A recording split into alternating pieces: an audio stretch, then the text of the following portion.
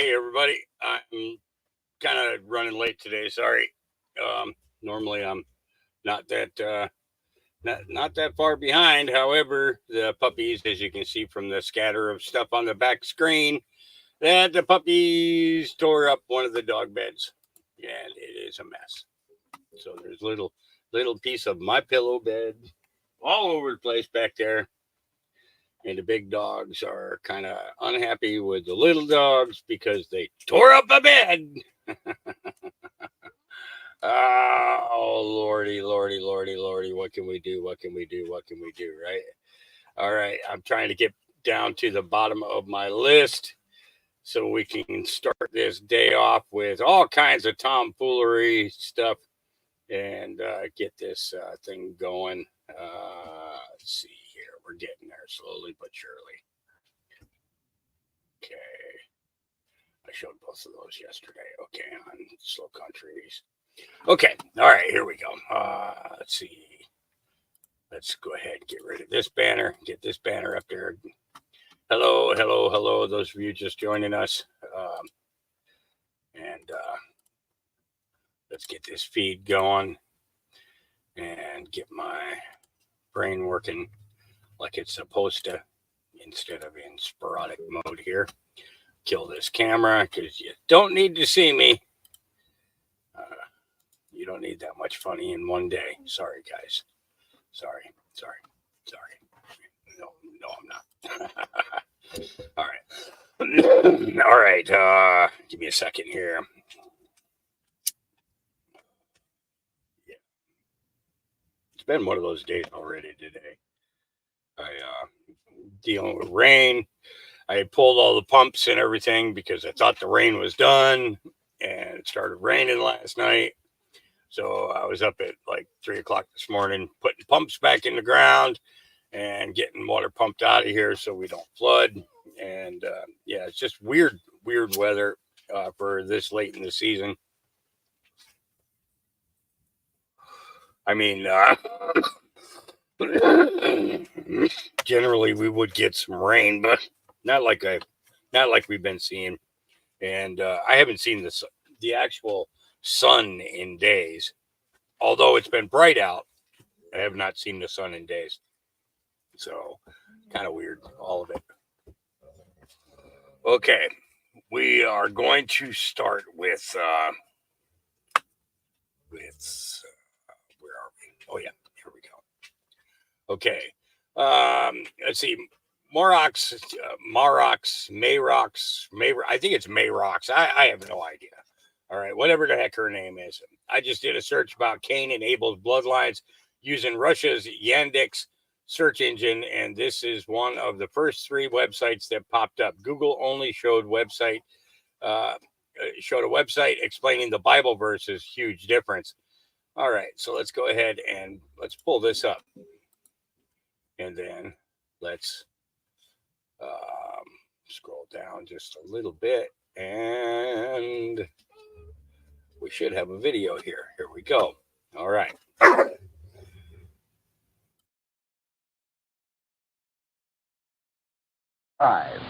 And now, Pastor Comparet. This is Bertrand L. Comparet, and I want to talk to you about Israel's fingerprints. The Bible is written about and addressed to God's people Israel. It is the history of their past, the prophecy of their future, the law of their relation to their God, and the promise of God's eternal care for them. The common misconception that the Jews are Israel, or all that remains of them, has made the Bible meaningless, and most of it apparently false to those who hold this mistaken belief. It is just as though you took a good history of the United States, but wherever the name United States appeared therein, you erased it and wrote China in its place. As a history of China, it would be obviously false, but if you applied it to the right nation, it would be clearly true. The Bible's history of Israel's past is known to be accurate, and its prophecies of Israel's future have been fulfilled in every detail down to the present day. When the police have the fingerprints of a wanted man, they know that the man whose fingerprints match those they have is the man they seek.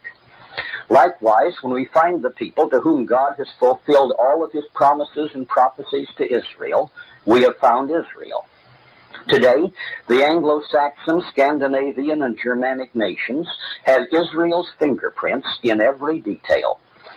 When we realize that we are Israel, the Bible becomes full of meaning for us. It is our history. It contains God's promises to us. It gives us courage to face the terrible upheaval into which all the world is being drawn. If you will only read the Bible with an open mind, taking no man's word for it, but proving for yourself what the Bible says, then comparing that with what you know of present-day history, you will see that we are God's people Israel, and that, however terrible the trial ahead, we will be brought safely through it when we turn to God. First, let us briefly review the ancient history of Israel. God first made his promises of wonderful blessings to Abram, changing his name to Abraham, meaning father of nations. Note that this is in the plural, nations. God repeated his promises to Abraham's son, Isaac, and again to Isaac's son, Jacob, whose name God changed to Israel, which means he will rule with God. Israel had 12 sons. The descendants of each son became in time a tribe under its ancestor's name. Thus all the descendants of Dan became the tribe of Dan. All the descendants of Benjamin became the tribe of Benjamin, and so forth. For many centuries, all members of all the 12 tribes collectively were known as the children, that is, descendants of Israel. However, do not confuse this with the later house or kingdom of Israel, about which I will have more to say later. Israel and his 12 sons with their families went into Egypt, as you will remember. And after about 2.5 centuries, their descendants left Egypt in the Exodus under the leadership of Moses. For several generations, they were ruled by judges appointed by God. Later, they unwisely copied the customs of the surrounding nations and demanded a king. So Saul became their first king, ruling the 12 tribes as a single nation. This unified nation of 12 tribes, like the United States of 50 states, continued until the death of Solomon in 975 BC, when it broke into two nations, Israel and Judah. 1 Kings, chapters 11 and 12, tell us how Solomon finally fell into idolatry, misgoverned the people, and burdened them with excessive taxes. Yes, they babbled about new deals and new horizons in those days, too. When his son Rehoboam succeeded Solomon as king in 975 BC, the weary people petitioned him to ease their burdens. But being vain and arrogant, and surrounded by a lot of bright young Jewish advisors, even as today, he threatened to make their load heavier. The exasperated people of the 10 northern tribes revolted and set up their own independent kingdom under Jeroboam, the son of Nebat, which is told in detail in 1 Kings chapters 11 and 12 and 2 Chronicles chapters 10 and 11. Rehoboam, the son of Solomon, had left in his kingdom only the 2 southern tribes, Judah and Benjamin, with most of the Levites, who were the priests. And this southern kingdom was never thereafter known as Israel, but only as the house or kingdom of Judah. The northern 10-tribed kingdom was thereafter called the house or kingdom of Israel. Just as the southern kingdom, Judah, took its name from the tribe of Judah, which was the ruling tribe, so also the northern kingdom of Israel was sometimes called Ephraim in the prophecies, because the tribe of Ephraim was the most powerful tribe in it. The histories and destinies of the 2 kingdoms were thereafter separate. They engaged separately in foreign wars and treaties, and were sometimes at war with each other, as the books of Kings and Chronicles record. From the time of this separation, 975 BC, the Bible very carefully distinguishes between the southern 2-tribe nation of Judah and the northern 10-tribe nation of Israel. This distinction is kept clear both in the historical record of what is past and the prophetic record of what is to come. It would take me all day to cover them all, but for a few examples, see the following. The distinction is made historically in 2 Samuel 19, verses 40 to 43. 1 Kings 14, verses 19 to 21. Chapter 15, verses 1 to 33. Chapter 16, verse 8. 2 Kings, chapter 3, verses 1 to 9. 2 Chronicles, chapter 16, verse 1. Chapter 5, verses 5 to 10, and many others. The distinction is kept clear in prophecies in Isaiah 7, verses 1 to 17. Chapter 11, verses 12 and 13. Jeremiah 3, verses 6 to 18. Chapter 5, verse 11. Chapter 11, verses 10 to 17. Chapter 13, verse 11. Chapter 18, verses 1 to 6. Chapter 19, verses 1 to 13. Ezekiel 37, verses 16 to 22. Daniel 9, verse 7. Hosea 1, verse 11, and chapter 4, verse 15, and chapter 5, verses 9 to 15.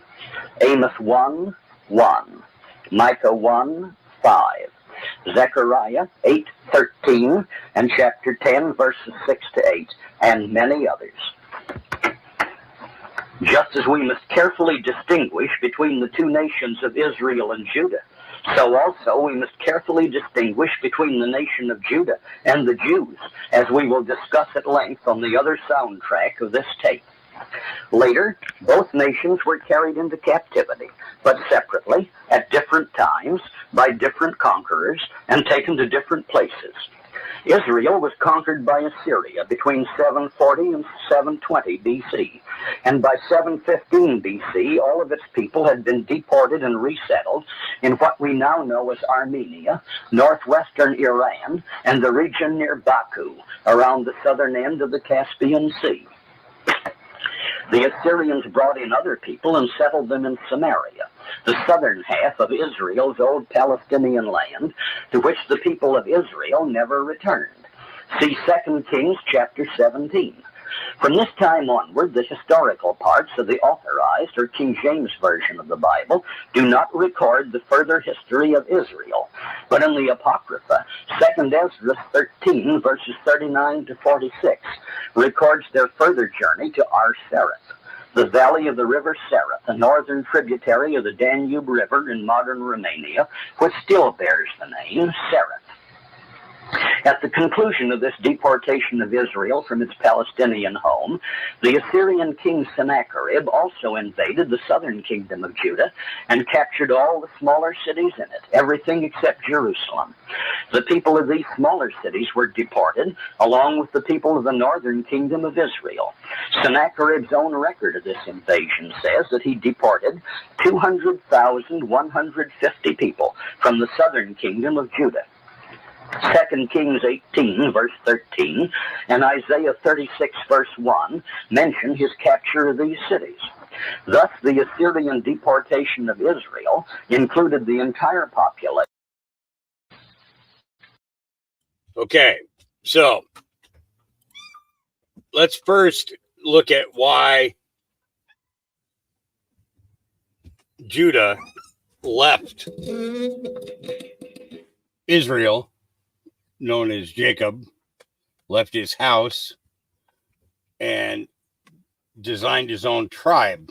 Well, the first reason is because what was done by Simeon and Dan and three others that threw Joseph into the pit, and then now Judah was against them doing any harm to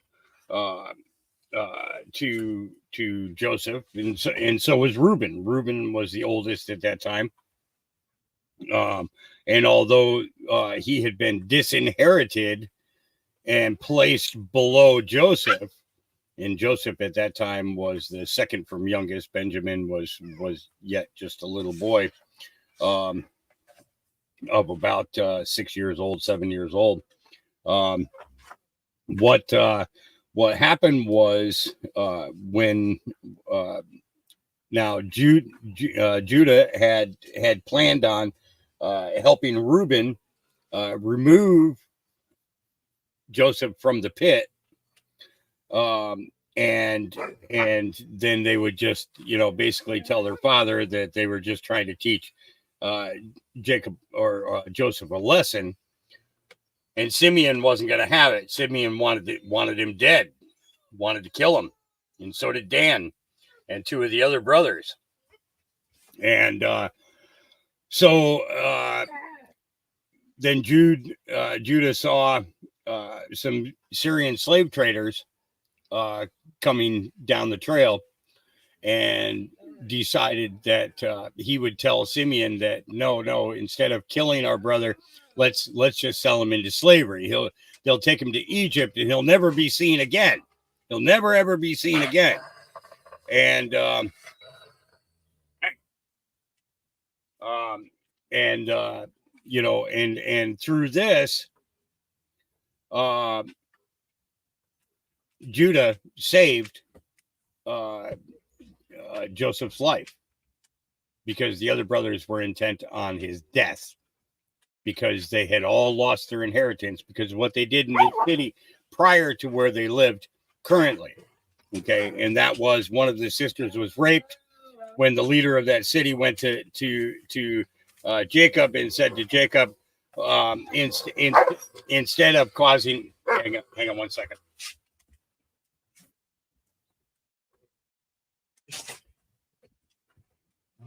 Instead of punishing his son for raping Jacob's daughter, let them be married, and that they would. And Jacob said to him, he says, "Well, we have a covenant with our God that all men have to be circumcised." So the king of that city says, "Okay, well, all males will be circumcised, and we've seen how great your God is, and how you prosper because of your God. So we will all be circumcised." So, well, during the circumcision, what happens is after, you're talking full grown men being circumcised. When that happens, there's a period of time where the men are weakened because of being ill, because, of not being circumcised as a child. You're getting this done as an adult. So you're going to have pain, you're going to have discomfort, you're going to have infection, and your body has to, adjust to all of this. So what happened was Simeon, Dan, and a few others grabbed all their workers, okay, and they went into the city and they killed all the men. Okay, they killed all the men.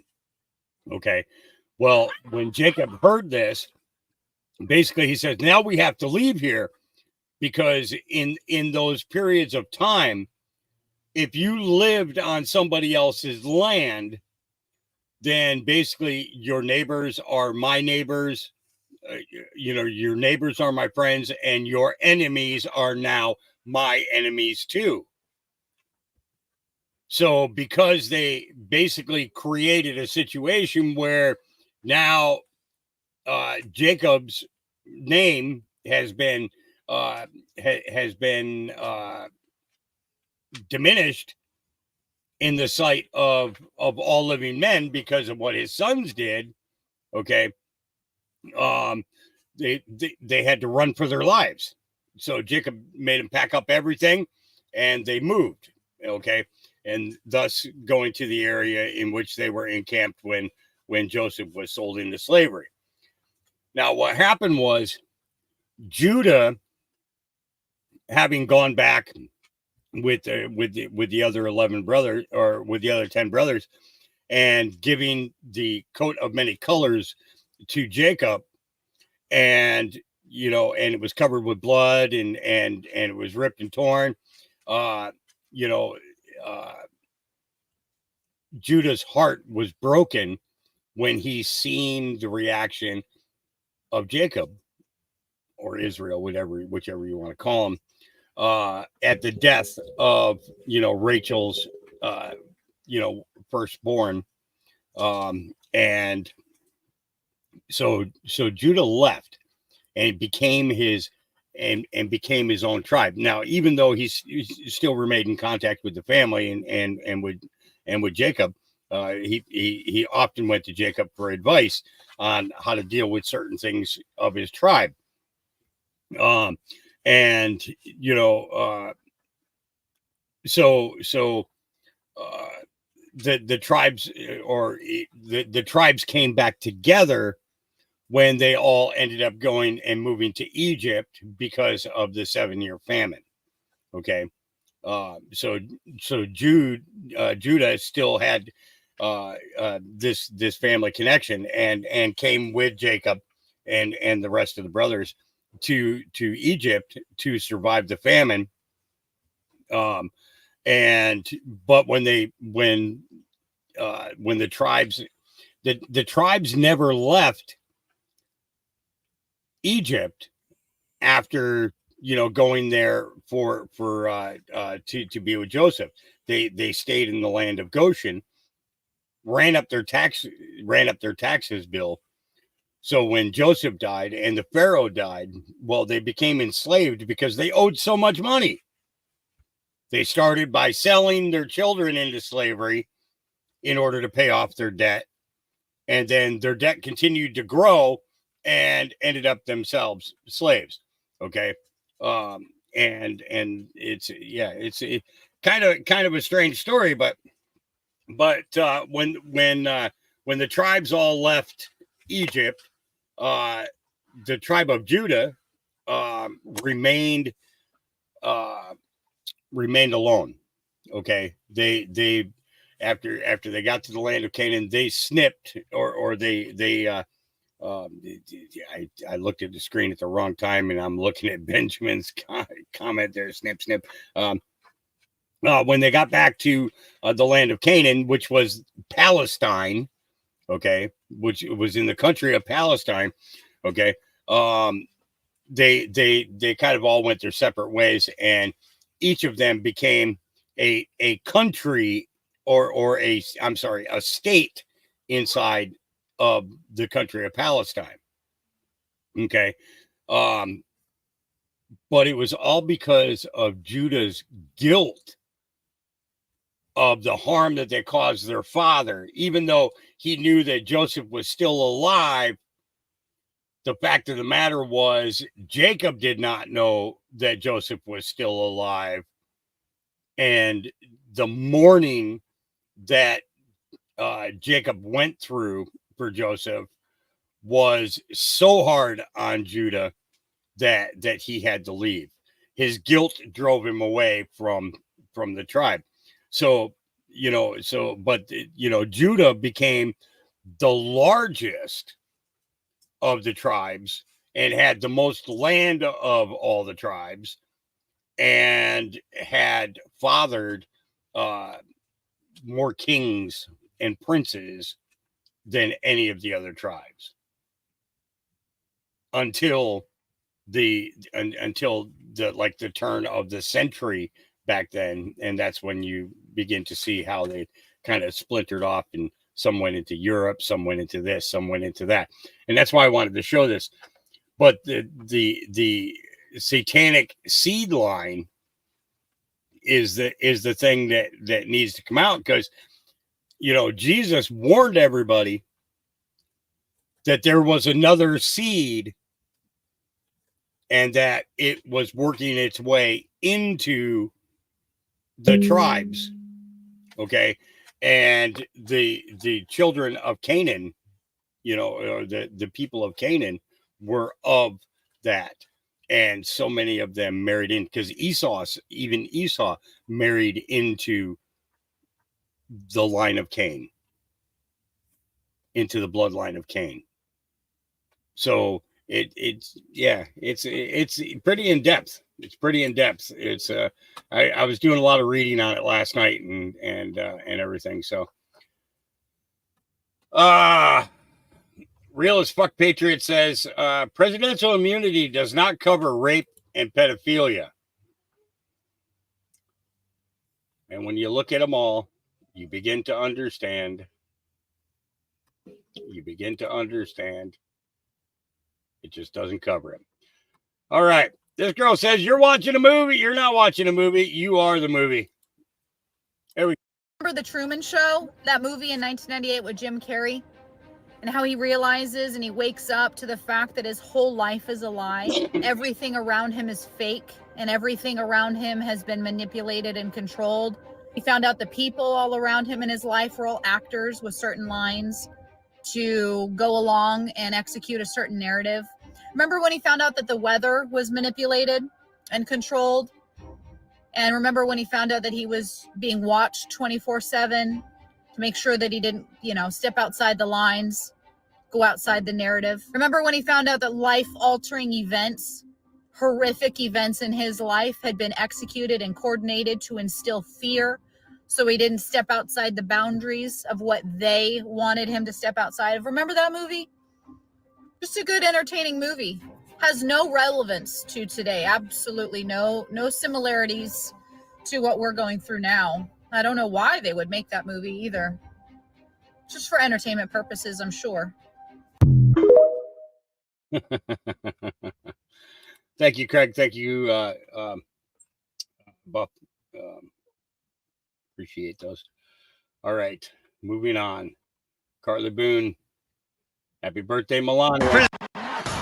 It is my great honor to present First Lady Melania Trump. First Lady Melania Trump. First Lady Melania Trump officially kicking off her Be Best initiative. She is courageous. She's taking on a tough topic. Focused on the well-being of children, social media use, and opioid abuse.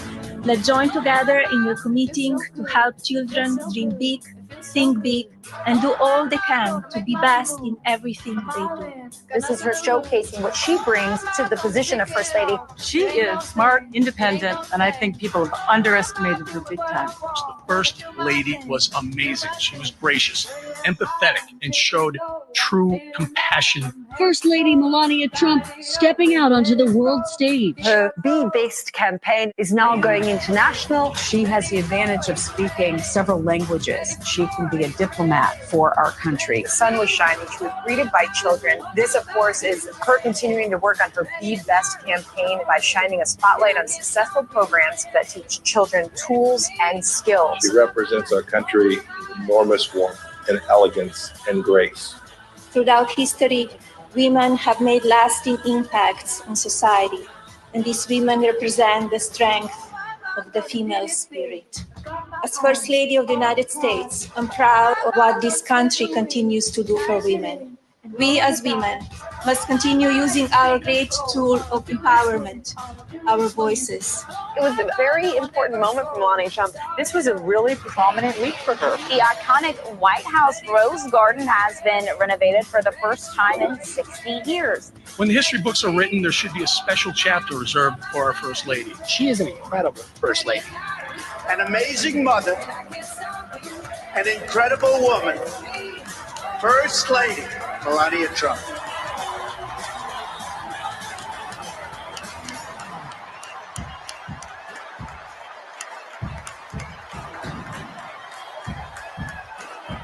All right. Yeah. Moving along. Guatemalan prosecutors raided the offices of the charity Save the Children for U.S. alleged involvement in trafficking children. We saw this the other day. I've got more information on that as we go through this. Earlier today, Jordan's committee released a 300-page report. We will see more. Representative Jim Jordan gets together with Greta Van Susteren, I think her name is. I think that's her name. I don't remember for sure, but here we go. Earlier today, Jordan's committee released a 300-page report. The report is titled An Anatomy of a Political Prosecution. It accuses the Manhattan DA's office of a vendetta against Trump.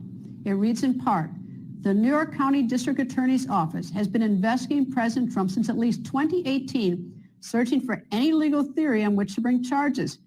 These charges are normally misdemeanors subject to a 2-year statute of limitations, but Bragg used a novel and untested legal theory previously declined by federal prosecutors to bootstrap the misdemeanor allegations as a felony, which then extended the statute of limitation to 5 years, by alleging that records were falsified to conceal a second crime. The facts at the center of Bragg's political prosecution have not changed since 2018. No new witnesses have emerged between then and the date on which Bragg filed the indictment. The Justice Department examined the facts in 2019. They chose not to prosecute the case. Chairman of the House Judiciary Committee, Ohio Congressman Jim Jordan joins me. Good evening, sir. I got to tell you, it's Good evening, like Greta. this one, I just don't understand this. You can hate Trump, you can disagree with him, but they don't even try to hide that they're trying to be fair. Right. Everything you Or laid out there is the reason why I no. should say, unfair. Yeah, right. And everything you laid out there is why no one would bring this case. I mean, remember, the Department of Justice wouldn't bring the case. The Federal Elections Commission wouldn't bring the case. Alvin Bragg's predecessor, Cy Vance, wouldn't bring the case. And maybe most importantly, Alvin Bragg wouldn't bring the case either, because there is no case there until one of his assistant DAs resigns, throws a fit, does a media tour, and most importantly, writes a book, gets all kind of attention, and suddenly Alvin Bragg feels the pressure and says, we're going to resurrect what Mark Pomerantz, the DA who resigned and wrote the book, what Mark Pomerantz calls the zombie case. And they bring it back to life, and this is the crazy case they're now bringing against President Trump. And as we point out in our report, no new witnesses. In fact, they're relying on the old witness, who's a convicted perjurer, who lied 6 times in front of Congress when he testified, Michael Cohen. That's how ridiculous this whole thing is. And even the New York Times report, I'm going to read from the New York Times from April of 2021.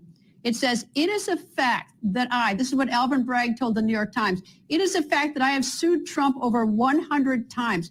I mean, it is astounding. I mean, it's like, and you know what really annoys me is that all the lawyers out there who are such cowards, every lawyer knows that this is wrong. Every lawyer knows that judge shouldn't be on this case. Everyone knows that it's appearance of impropriety because his daughter's making money off it. Everybody knows that, but these bunch of lawyers out there, they're all cowards and won't step up.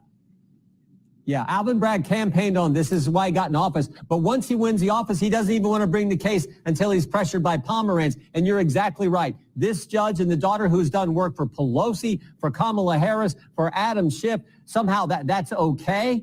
But what really bothers me is what they've done to the president. The gag order, a guy running for president of the United States is not allowed to talk about this stuff. And maybe scarier yet is last week it was reported that the judge is maybe willing to not have the prosecution disclose the witnesses they're going to call each day when they go to trial. I mean, that always happens. The defense gets to know who's going to be called as witnesses, for goodness sake, but he's thinking about, I may not have that happen because of this whole gag order.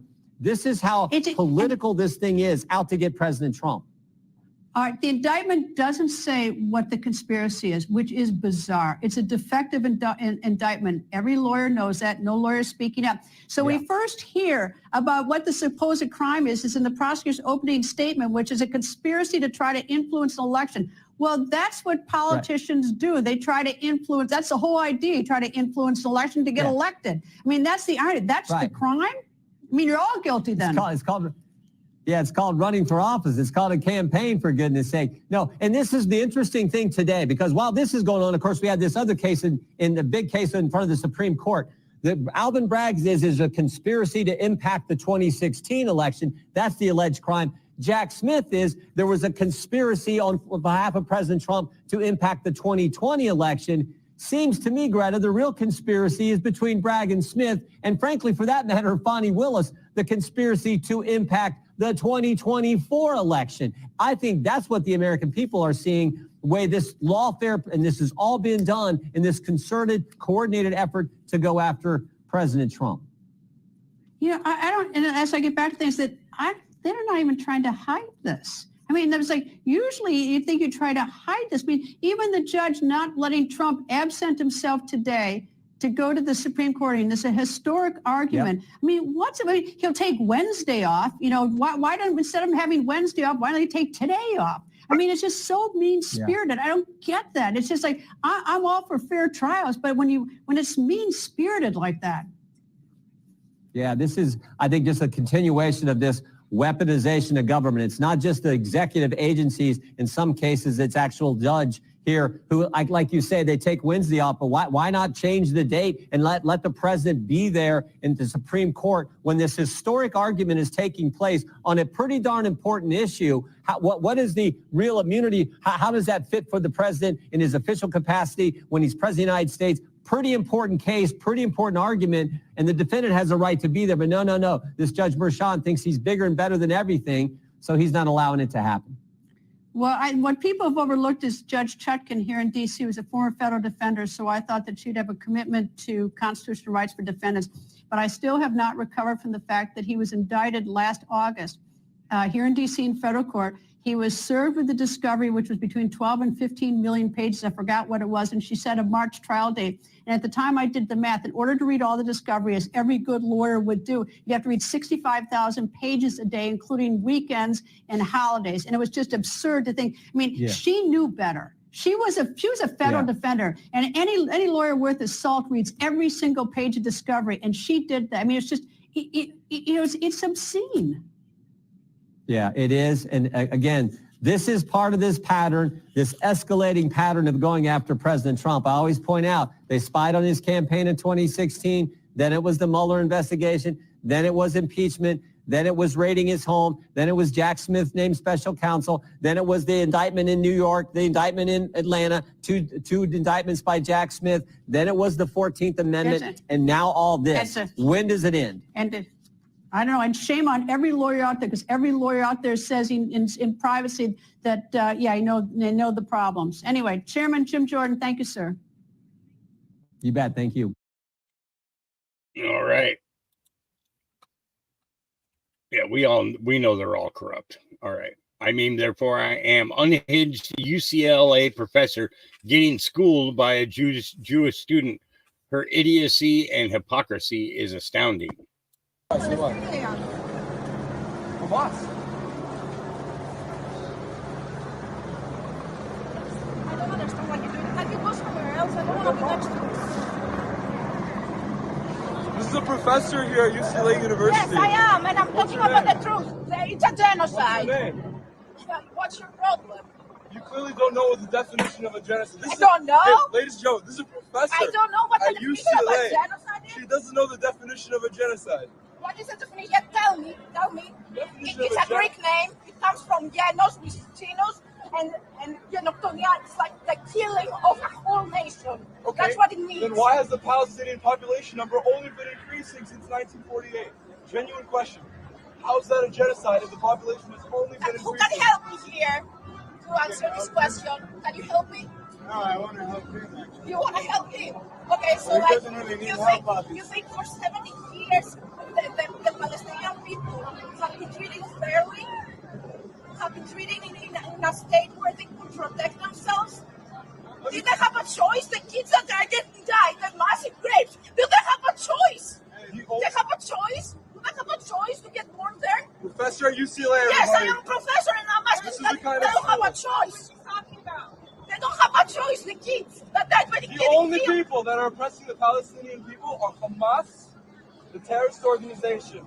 I don't say that. I just see people getting killed. People that they didn't have any choice. They were just born there. And I see people who selling them products and goods to survive, and that they're robbing them at the same time. And I understand, and I'm not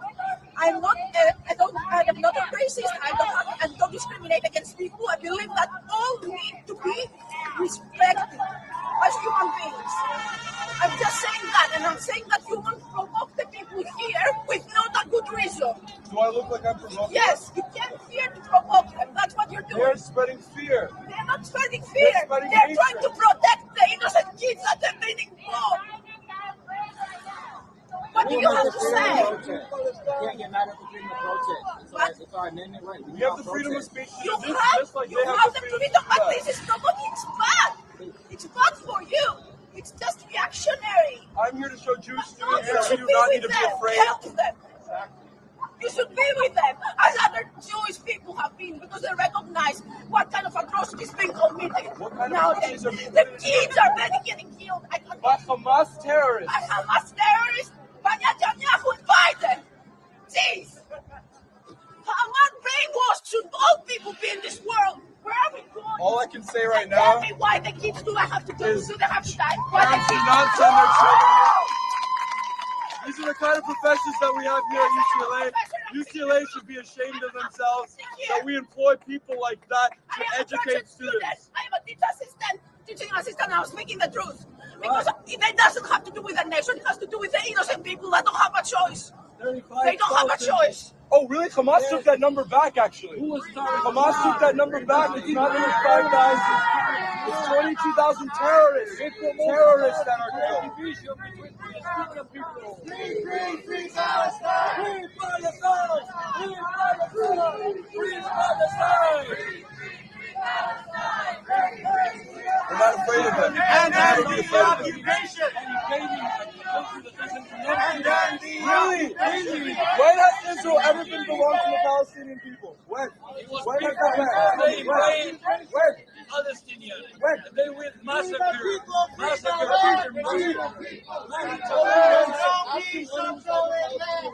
There's no need to. The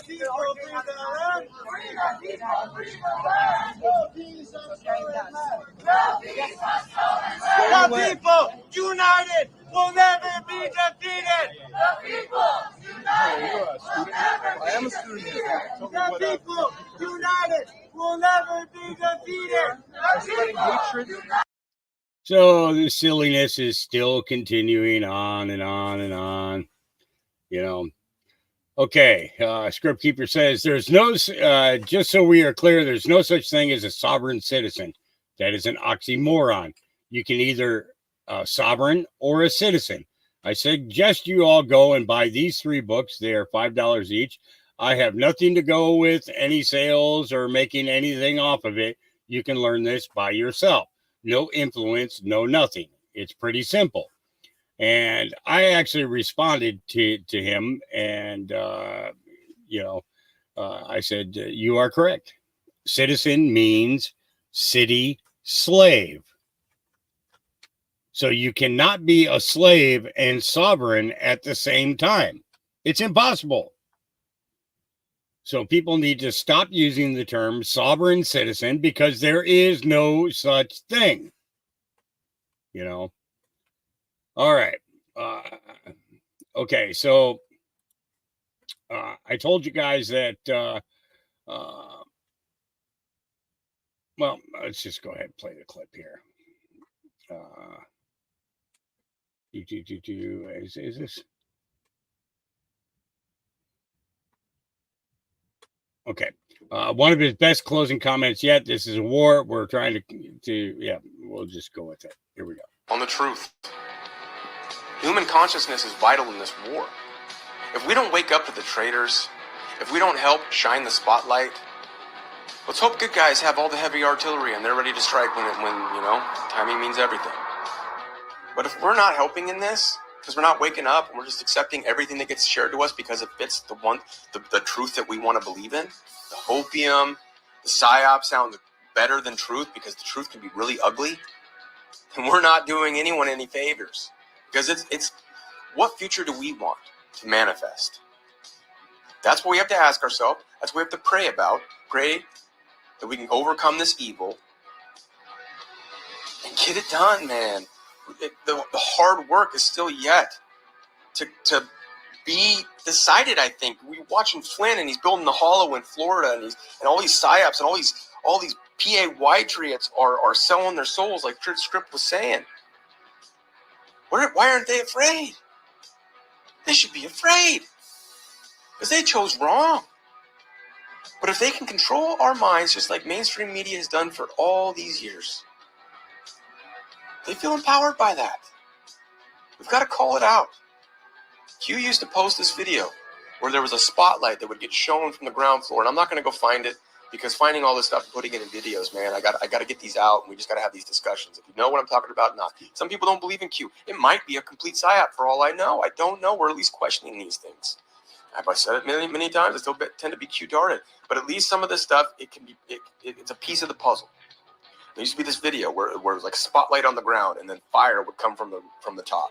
If we don't help shine that spotlight, prove that we're worthy of a better future, then how can there be a better future? Why are we all holding on to this comfort blanket and idea of hopium that everything's just being handled behind the scenes and we don't have to do anything but sit back and enjoy the show? I'm not saying people aren't showing things and they're not doing things, but I'm this triggering thing of Trump being CIC, whether he is or not, we the people are the commanders, man.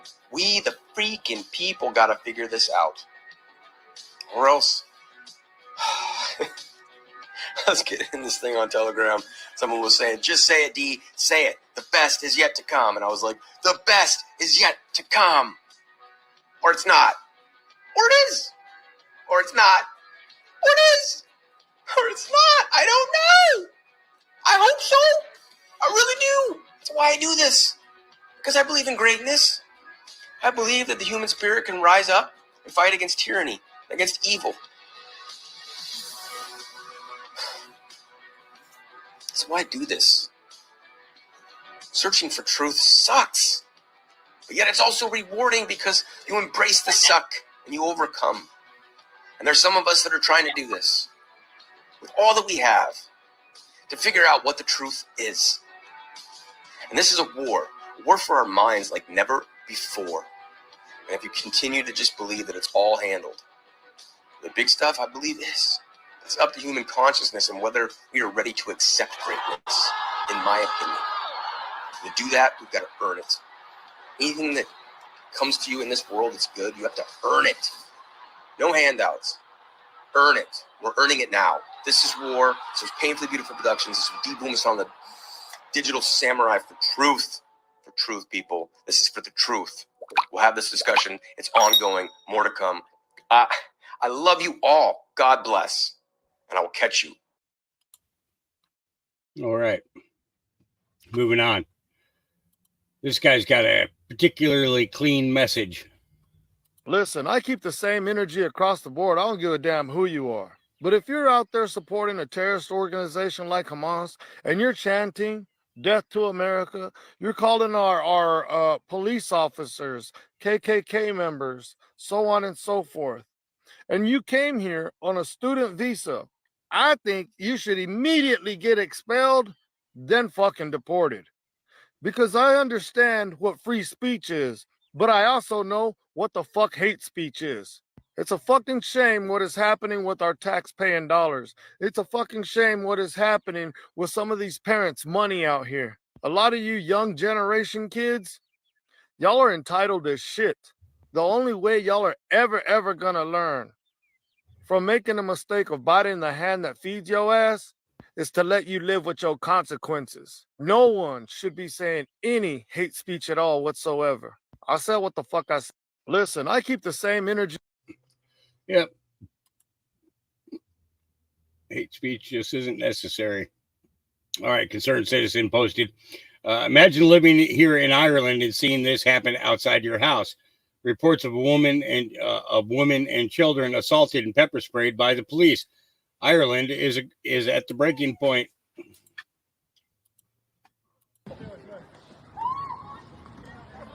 You're directed under Section 8 of public order. We live here. We live here. We live here.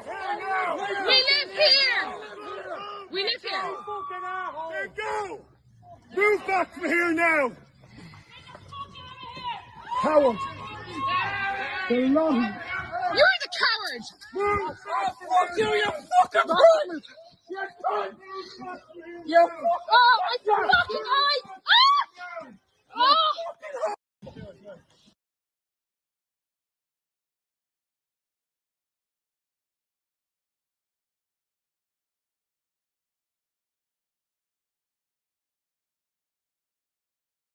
Antarctica have a volcano that's raining gold every day. No wonder they don't.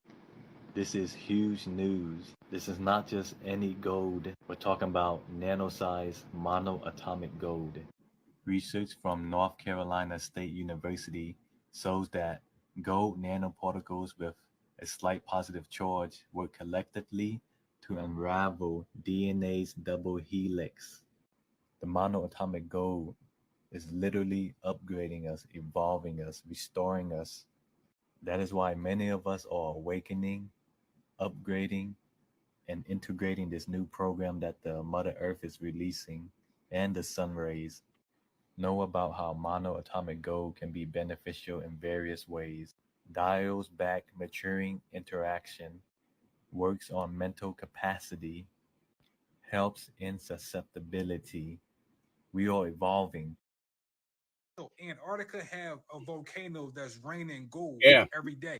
Kind of strange. Now you know why they don't want us going to Antarctica, right? Well, this goes a little bit deeper into this. Imagine this.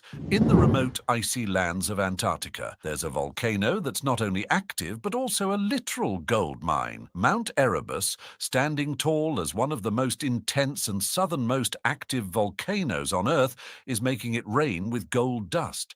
According to IFL Science, it's estimated to release around 80 grams of gold daily, worth a staggering $6,000. But wait, it gets even more fascinating. This volcano's gas gusts are packed with tiny metallic gold crystals, and they're not just staying put. Nope, they're hitching a ride on the wind, traveling far and wide.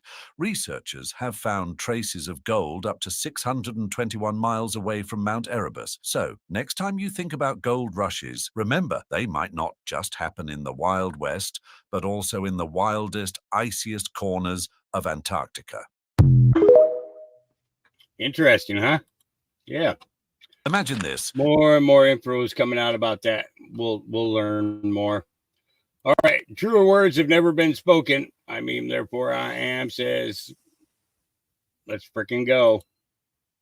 Listen to me and listen to me closely. I don't care if you're black, white, Hispanic, blurple, or high yellow. I don't care if you're a liberal, a Republican, or a Democrat. We are all tired of the same shit, okay? We are all tired of going to the grocery store and having 11 items in our cart and then the cashier telling us, oh, by the way, that's $300.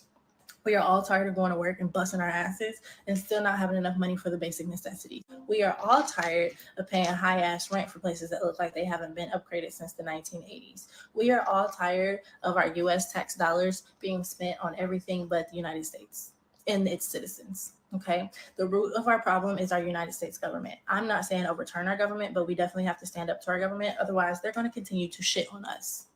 Okay, it is time to come together as one. We have been divided long enough. We're all being shitted on. Listen to me and listen to me closely. I don't care if you're. And she's right. We've all been shit on. Yep. It doesn't smell good either. Yep. Joe M says, remember, witches and warlocks. You were told that's what they are. Yep. Yep. Let's see. Antoine Tucker.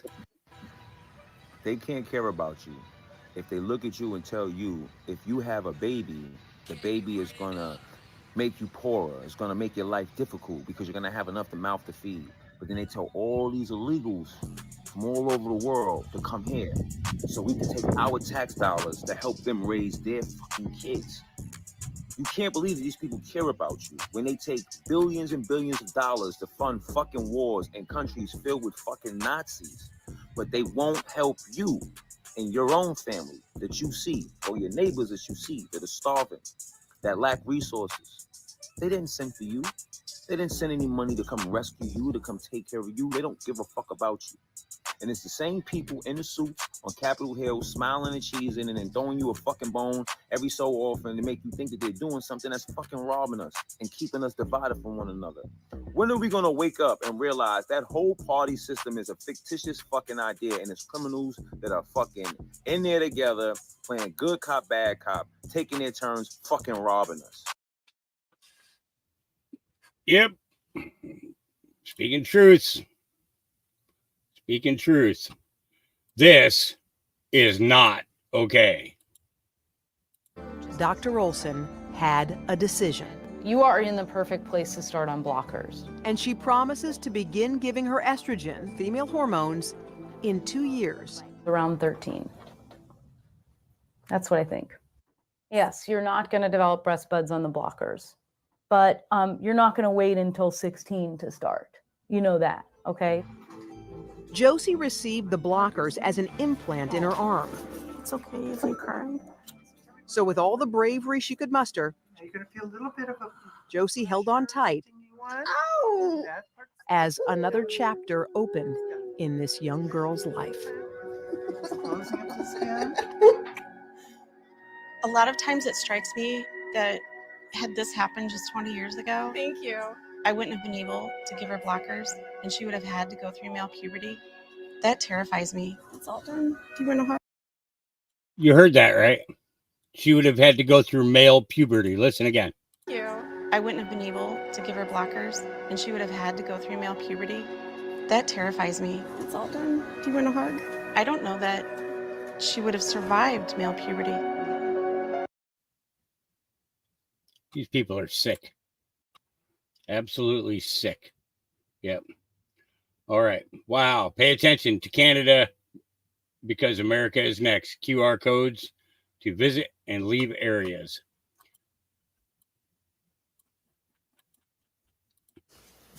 So for those of you who are on social media, I'm sure you've seen the post that's gone viral about Madalena Island getting QR codes in order to leave. And if you don't get your QR code, you will be fined. Guess what, guys? That's the very first QR code prison here in Canada.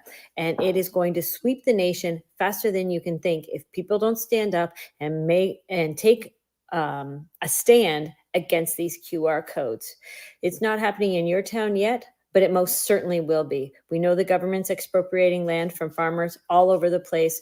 We know that they are trying to make military presence a normality. So it's only a matter of time before you are trading away your information, your private information in a QR code in order to leave your town or city so that you can go to work, shop, get an education, or just plain out visit and travel this amazing country. Time to stand up and wake up and use your voice. Yep. It's long past time, actually, but, you know, what can we do? She makes a valid point. What they know that we don't is the election fixed already. Am I the only one tripping off the fact that these motherfuckers aren't even trying to appeal to the average American voter at this point? They're doing shit that the average voter does not agree with. Like, they're not even waiting till after the election or nothing. Like, they're just fucking passing whatever the fuck with, like, there's no consequences. Like, there's not an election coming up in November. Biden's tanking in the polls and they're just still carrying along, doing whatever the fuck they want to do, sending more money overseas, fucking trying to ban TikTok, rewriting fucking Article 9, passing legislation that's fucking allows them to snoop on Americans without a warrant. Like they're not trying to appease to Americans at all. And it's a election year.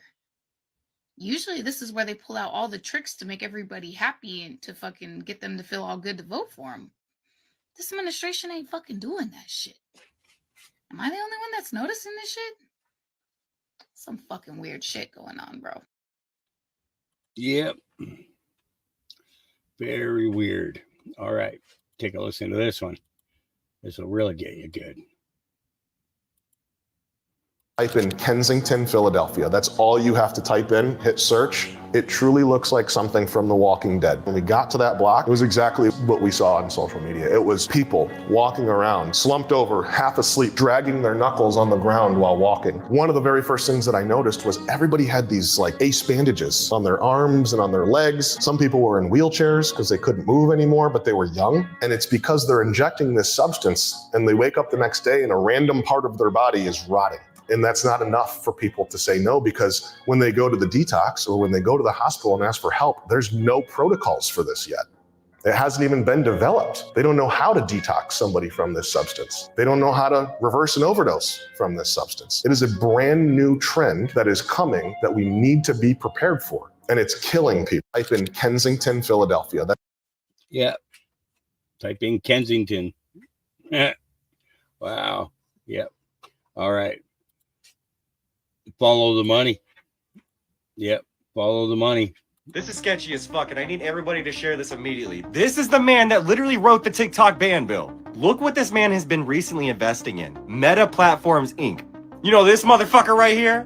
But that's not it, okay? Look at this, JP Morgan, Vanguard. How ironic is that? I mean, there's a huge list of sketchy-ass corporations right here. But my boy, where are you getting all that money from? I'll show you guys where he's getting all that money and where every single other politician is getting that money from as well. But before I do, it looks like he's been investing for quite a while, right? Ever since March 1st.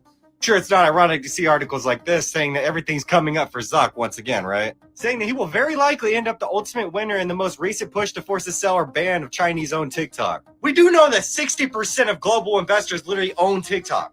Or the 3 board members on TikTok's board are literally Americans?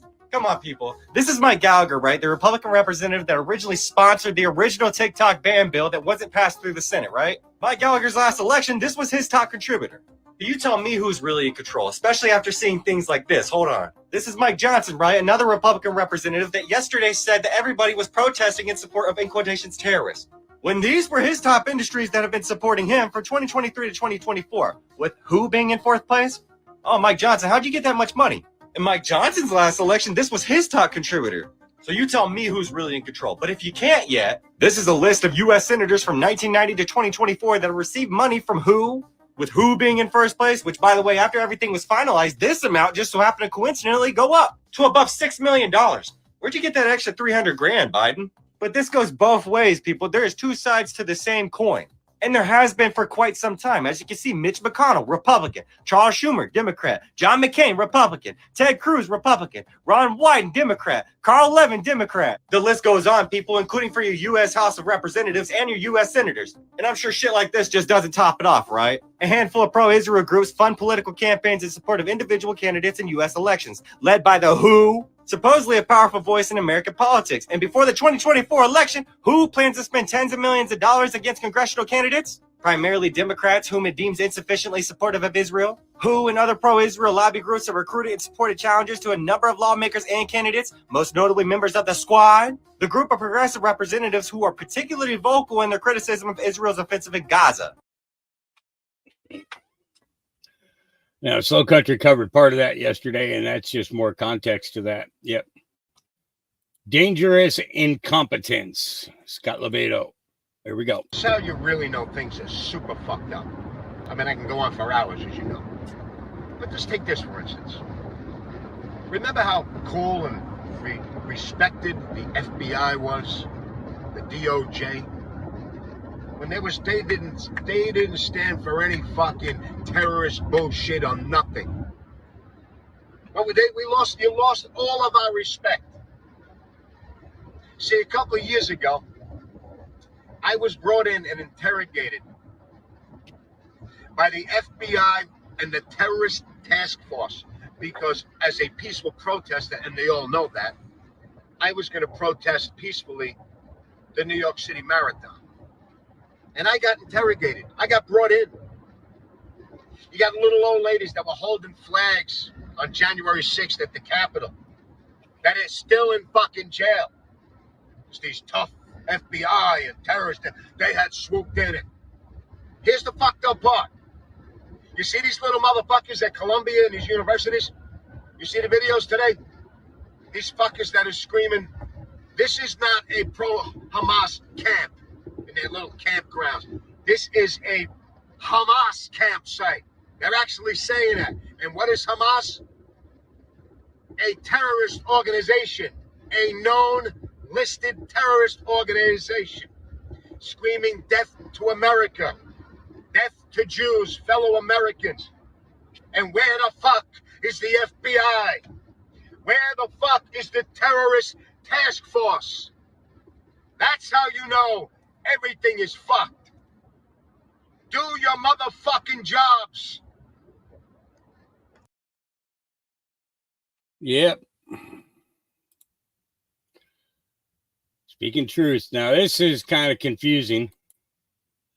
Sort of. Kind of. Weird. That's how you really know things. Y'all, check this out. Here's a declassified CIA document certified about star seeds and the quote-unquote star people. And this is a lot more. Let's get into it. So before y'all say anything, I wanted to check first to see if it's actually a true document. So if you click my link, you can find the CIA library here. And I typed in the actual code of the document to see if it would show up. And look at this. It showed it. It showed it. So I clicked it. Right there. And it came up. So as you can see, the document was released in 2010. And this is a copy that was approved to be released for the public to see. Okay, so at the beginning here, it talks about a close encounter of the third kind.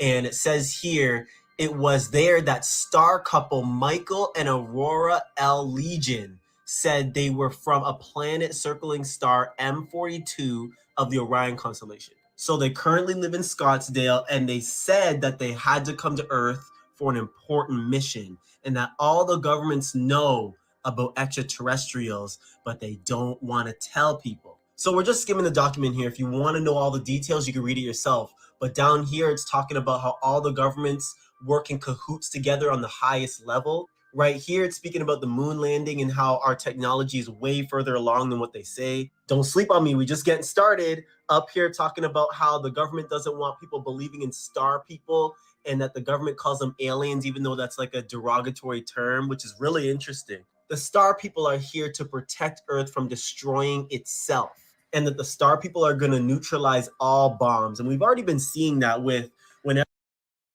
So I want to pause this. So, if we know that the angels are the stars and star seeds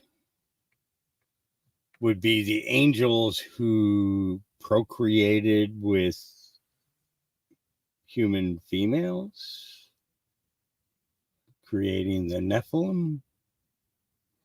Makes you wonder about these star seeds that you just think about it. Think about it. Whenever there's some sort of rocket launched that has nuclear properties to it, then some UFO comes along and turns it off randomly, and everybody's like, how did it do that? Okay, a few more points. Up here it says why the governments would blow each other up if they're in cahoots was never explained by the couple. And that doesn't fully make sense either. I mean, we know that this is the case, that they all really work together behind the scenes, but what is the whole point of what they're doing? Maybe it's to keep us controlled by fear? I'm not quite sure yet. Okay, now we get into the star seeds. Many of the 300 million star people do not know who they are, but they will when the landings occur to take them off the planet. So if you're noticing, they're calling star seeds star people. They have so many different names. There's hybrids, there's star seeds. There's so many different names for the quote unquote star people incarnated among the humans. Okay, next. Eventually, everyone will be removed from the Earth and the planet will be cleansed. The cleansing will involve a 4-degree shift of the Earth's axis, meaning changes in the land masses once cleansed. The Earth will be repopulated by the star people and any humans that have reached a high level of karma. The remaining folks will be destined to live on another planet to evolve further, which makes sense when you talk about the split between 3D and 5D Earth and all of that stuff that you guys heard about. It's basically saying that in a more scientific form for people to understand. Mother Earth will go from one of the lowest places in the universe to the highest. Earth will become the paradise it was destined to be. You heard it, y'all. It's from the CIA themselves. So shout out to the star people on this planet right now who are doing their missions and are working real hard. And to all the people going through a spiritual awakening right now, keep that up, because you know they're coming soon, and you know that we're on the precipice to the landings that this document talks about. Okay. Yeah, I don't even know where to go on that one. All right. Missouri has had enough of the preferred pronouns nonsense in classrooms. This is how they're fighting back. Take a listen to this one.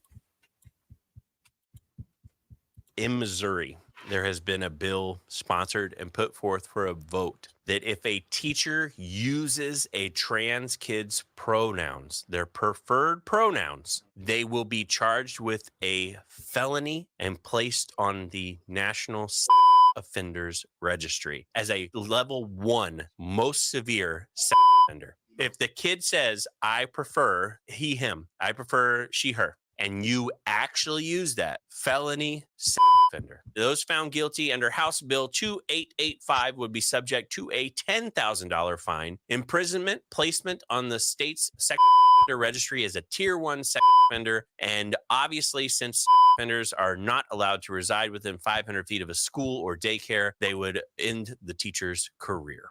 In Missouri, there has been a bill sponsored and put forth for a vote. Yeah, interesting, huh? Maybe that bill should come up in all states. Yeah.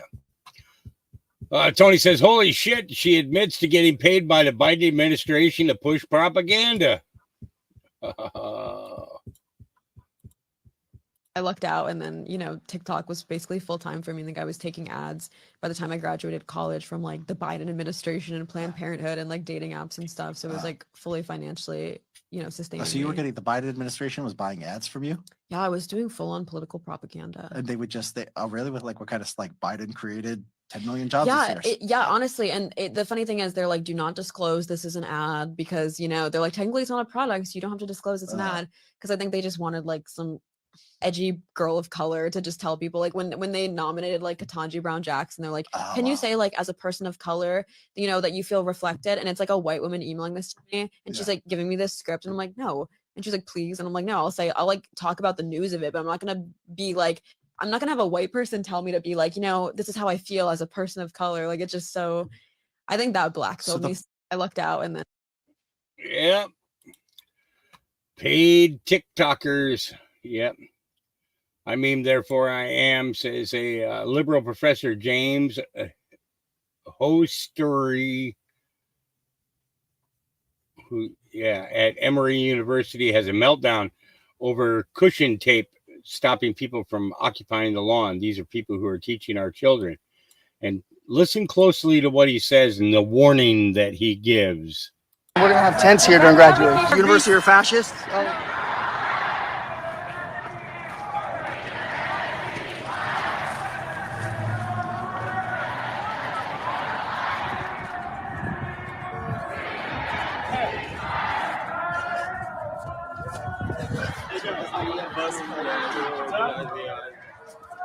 Take a selfie?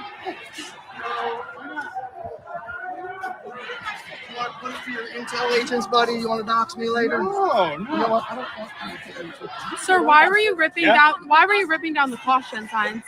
Because it's closed for a reason. The university. What was the reason? closed. Because the university are fascists? Oh, no, because I forgot. they're reseating for graduation. Oh, the whole quad's closed right All now. of these, did you see those this morning? That's okay. We're reseating for graduation. We're going to have tents here during graduation. Sir, do you work here? You heard that.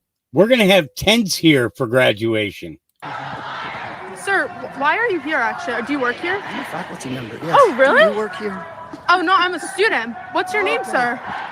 You know what? I think I'll let you guys figure that on your own. I understand the work and the labor you're doing here, and I support your right to be here as an observer. That's fine. I invite you to take one of my courses. No, that's why I'm asking what your name is so I can take your course. Were you able to tell me your course so I can take it? How do you spell it? I think you can look up religious studies. Yeah. And Are you Jewish? No? Yeah, very much so. So this teacher who's promoting this pro-Hamas or Hamas, letting the Jewish students know that, hey, you know, graduation, there's going to be tents out here for graduation. Oh, interesting. You know, yeah. So we'll see. Carly Burns says, ouch. RFK Jr. is a Democrat plant, a radical left liberal who's been put in place in order to help crooked Joe Biden, the worst president in the history of the United States, get reelected. A vote for Jr. would essentially be a wasted protest vote that could swing either way, but would only swing against the Democrats if Republicans knew the story about him. Jr. is totally anti-gun, an extreme environmentalist who makes the Green New scammers look conservative, a big-time taxer, an open border advocate, and anti-military and anti-veteran. Yep. Yeah. Funny how that works, huh? Yeah. I'm not going to get into that one. Middle schoolers in Middle Watertown in Massachusetts are reportedly being forced back into classroom with a trans student who wrote a 45-person hit list. Parents of the district reportedly claim their children are in fear of the student and the school officials have silenced criticism by calling parents transphobic. As at a school forum, Superintendent Deanne Goldston, who arranged for the reentry of the student, allegedly criticizes parents for student shaming. Why does this keep happening at our public schools? Trans violence is violence. And that's the girl who took a Stanley hammer, or the guy who took a Stanley hammer and beat a girl. Yeah. I'm not going to get into the withdrawal. Jonathan Turley, Trump trial collapsing on its own weight. Yep. Let's take a listen. But I have to say, this is collapsing on its own weight. I mean, you just have to stand back and let it fall. I mean, just asking simple questions that the jury would want to know has left serious damage for the prosecution. I mean, these are not strange tangential questions. These are the questions that you would have expected the prosecution to ask as just the completion of their line of questioning. Like, yeah.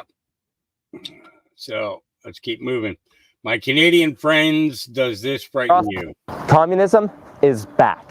Last week, communists from across the country took to the streets under the red banner of communism. Vancouver, Victoria, Toronto, Ottawa, Edmonton, Montreal, Quebec City, and Sherbrooke. We are building this party to overthrow Canadian imperialism. People honked in support, filmed us, and some even joined in on the marches. In the days since, we've had dozens of communists across Canada write into us and ask if they can join the RCP. This is only the beginning. Last weekend shows the incredible potential that exists in this country for a mass revolutionary communist party. We need to harness this potential and organize it into a mass fighting force. This is why we need every communist from the biggest city to the smallest town to build a communist cell where you live and work. And this May, we are all coming together to discuss how we will overthrow this fucked up system once and for all at the founding Congress of the RCP in Montreal. So join us and build the forces of communism wherever you are and help us found the RCP this May. Together, we will win. Okay. Yeah. Yeah. Do you drink hot coffee from Starbucks? How many of you guys drink hot coffee from Starbucks? Huh? How many of you?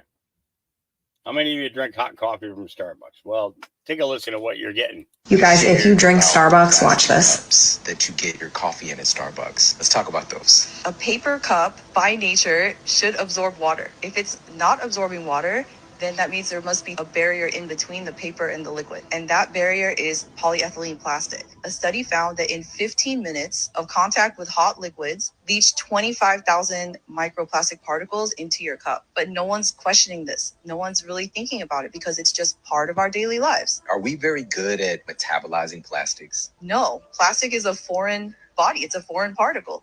In fact, it'll break down into nanoplastics. And nanoparticles in general have the issue of being able to penetrate cell membranes. So it can penetrate very deeply into the cell. It can cause inflammation. Your body doesn't know how to deal with it. It's a foreign object. So you'll get the inflammatory response when you encounter these. But to make things worse, the microplastics themselves are a foreign body, but they also release plasticizer chemicals when they're in contact with your body. And they can also carry toxic chemicals into your body. The fact that they can basically invade and integrate into our cells, and you are what you eat. Are we turning into real life Barbie and Ken dolls? We could be, because there's actually microplastics that have been detected in human lung, blood, and placenta. And who knows how much of this is getting into babies? Are babies being born with plastic in their bodies? I would guesstimate yes. Yeah. Oh, I don't want to be a Ken or Barbie. Yeah. All right, dang. Nunes is going there, taking the illegal naked short selling issue to Congress and citing RICO. Oh boy. You guys. But Congressman, before I let you go, I got to get to one more thing. You're sounding the alarm on possible unlawful trading practices. Tell us why Trump Media and Technology Group is calling on Congress to open an investigation on stock manipulation. Well, as you know, Chris, we have a bunch of awesome retail shareholders. And in fact, we don't care if the investment banks and investors don't, these big institutions, If they don't want to buy our stock, great. But we have retail shareholders that matter. There's a lot of irregularities here. We notified the NASDAQ. We've been working with the NASDAQ. And also, we asked Congress to get involved here because, look, if they're doing this, a lot of these firms, if they're producing counterfeit shares, this is a major scandal if it's happening. And in the past, it has happened. And what happens to them? It's a lot like we were talking about in the early segment. They get a slap on the wrist years later after this goes through litigation. So what the Congress really needs to look at here is that, does this fall under the RICO statute? The Biden DOJ, they love the RICO statute now. So guess what? If people within these hedge funds are colluding with each other, that's RICO. That's actually a real RICO, unlike the RICO that they're using today. So Congress needs to look at that, whether or not these firms are evading taxes. This is serious stuff. So we're going to defend our retail shareholders. We're building a great business here. And I'd prefer, quite frankly, to work on building the business, building our streaming platform so that we can have great companies like Newsmax be part of it. But if I have to run another investigation, I will. All of these investment funds, they know my phone number. They know how to get a hold of me. Guess what? They haven't called me yet. The easiest way to clear all this up is just to say, hey, this isn't happening. It's not happening. And guess what? Guess how many have said that? Zero. None. Yep. They manipulated the stock. Yep. Listen closely. If any service members are watching this, there is also a uniform code of military justice. While the UCMJ demands obedience to the lawful orders of a superior commissioned officer or governing body, it equally demands disobedience when an order is given that is unlawful. There is an appropriate, and if these threats and intimidation are not stopped, there is an appropriate time for the National Guard. So, as a current officer in the National Guard, I am not allowed to talk about this issue. However, what I am going to do is sit here and read publicly domained information about your First Amendment right and your freedom of speech, and also read publicly domained information about the National Guard. So, the reason why I cannot talk about anything or express my opinion is due to the Hatch Act. And the Hatch Act states, a covered employee may not engage in political activity while the employee is on duty, in a federal room or building, while wearing a uniform or official insignia, or using any federally owned or leased vehicle. For example, the employee may not post a comment to a blog or social media site that advocates for or against a partisan political party, the candidate for a partisan political office, or partisan political group. I will state that as an officer in the Army National Guard, I did take an oath which states that I will support and defend the Constitution of the United States of America against all enemies, foreign and domestic. And would you know it, that a part of the Constitution, there are the amendments. And the First Amendment provides that Congress make no law respecting an establishment of religion or prohibiting its free exercise. It protects freedom of speech, the press, assembly, and the right to petition the government for a redress of grievances. And if any service members are watching this, that there is also the Uniform Code of Military Justice, in which states, while the Uniform Code of Military Justice demands obedience to the lawful orders of a superior commissioned officer or governing body, it equally demands disobedience when the order is given illegally. And that orders that violate established laws and regulations or the UCMJ or Uniform Code of Military Justice are not binding. And would you know it, that intentionally directing attacks against the civilian population as such, or against individual civilians not taking part in direct hostilities is a war crime, as well as intentionally directing attacks against civilian objects, that is, objects that are not military objectives, is a war crime. So, I hope that shed some light on the situation, that I was able to read from you publicly domained materials.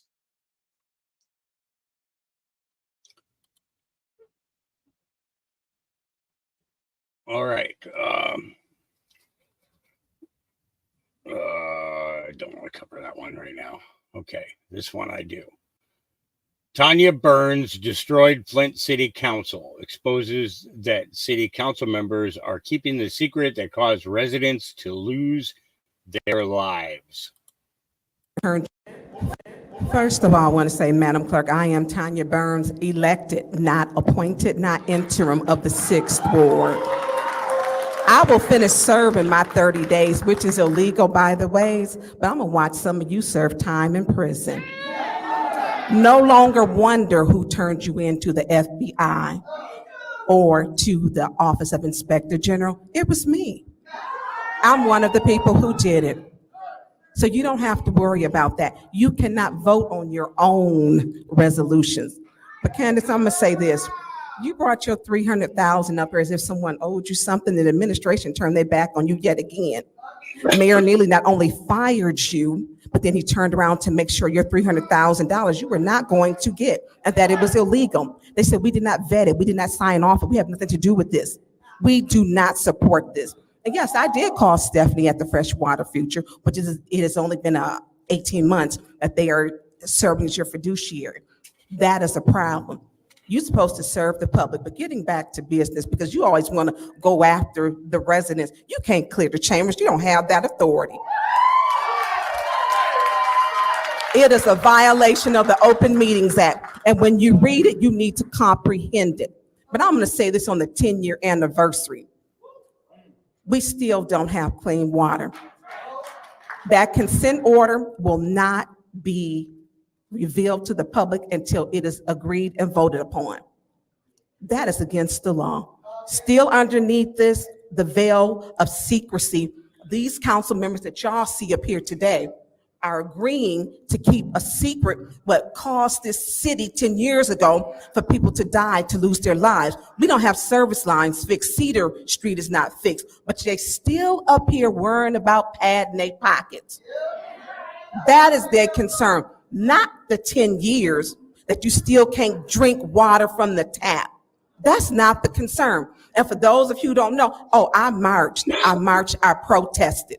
I donated and I handed out and I packed cars with bottled water. I did the work. I didn't have anybody hand me anything. So as we talk about what these council chambers are, Councilwoman Liddell Lewis, you set the standard by calling me a bitch.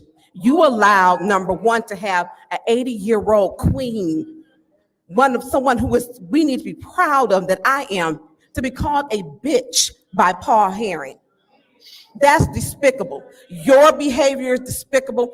You have set the tone for this city. And you are a complete and utter failure as the Flint City Council president. And shame on you. Shame on you. I'll see you in prison. You. Is Your next jumpsuit will be orange. Speak to the public during public speaking. Seeing as how there's no one else, we will now move to council response. Yep. People are speaking up, speaking out. We already know about people flying on our dime. Let's see what's going on with the MS-13 gangs, who are illegal immigrants who were arrested for sacrificing teenagers and kidnapping them for satanic ritual. Satanic statue in the apartment, and the gang members said they wanted to offer the beast a soul.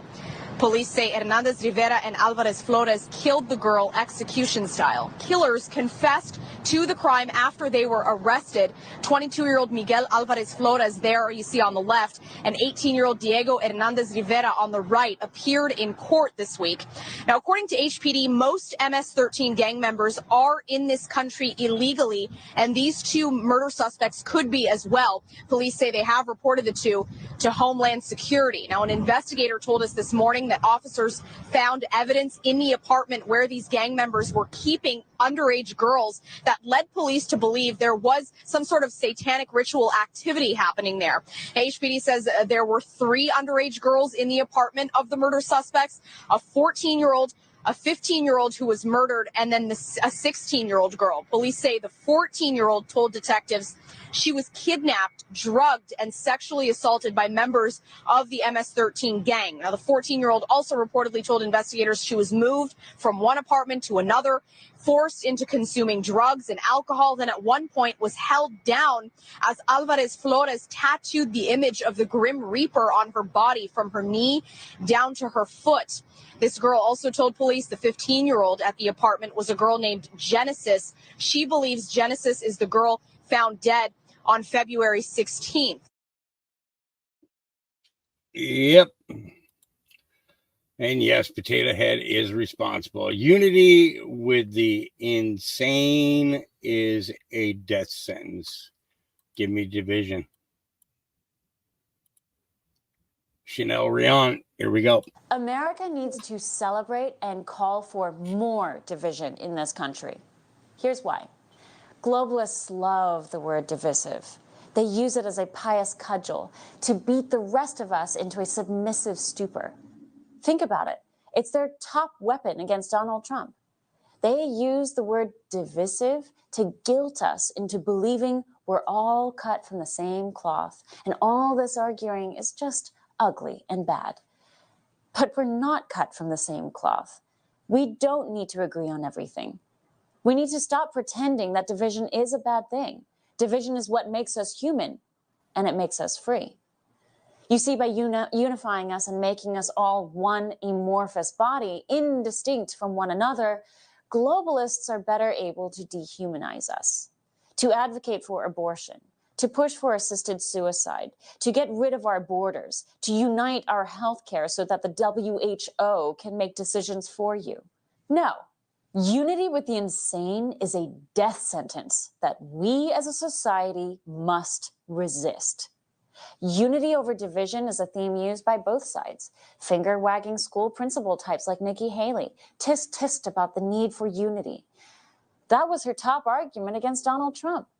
She even got a creepy movie narrator to say it for her. When your country is divided, your president must unite us. And of course, you've got McConnell and Biden sounding no different from one another in their unity calls. Our next president will need to unite the country, even as we all continue to bring different ideas and commitments. But look, you know what? We have to unify this country as well. Everybody understands that. Unity is good, but it has its limits. And that limit is now. Total unity is the death of liberty. It is globalist control. What? You want me to unite with people who want to cut my son's genitals off?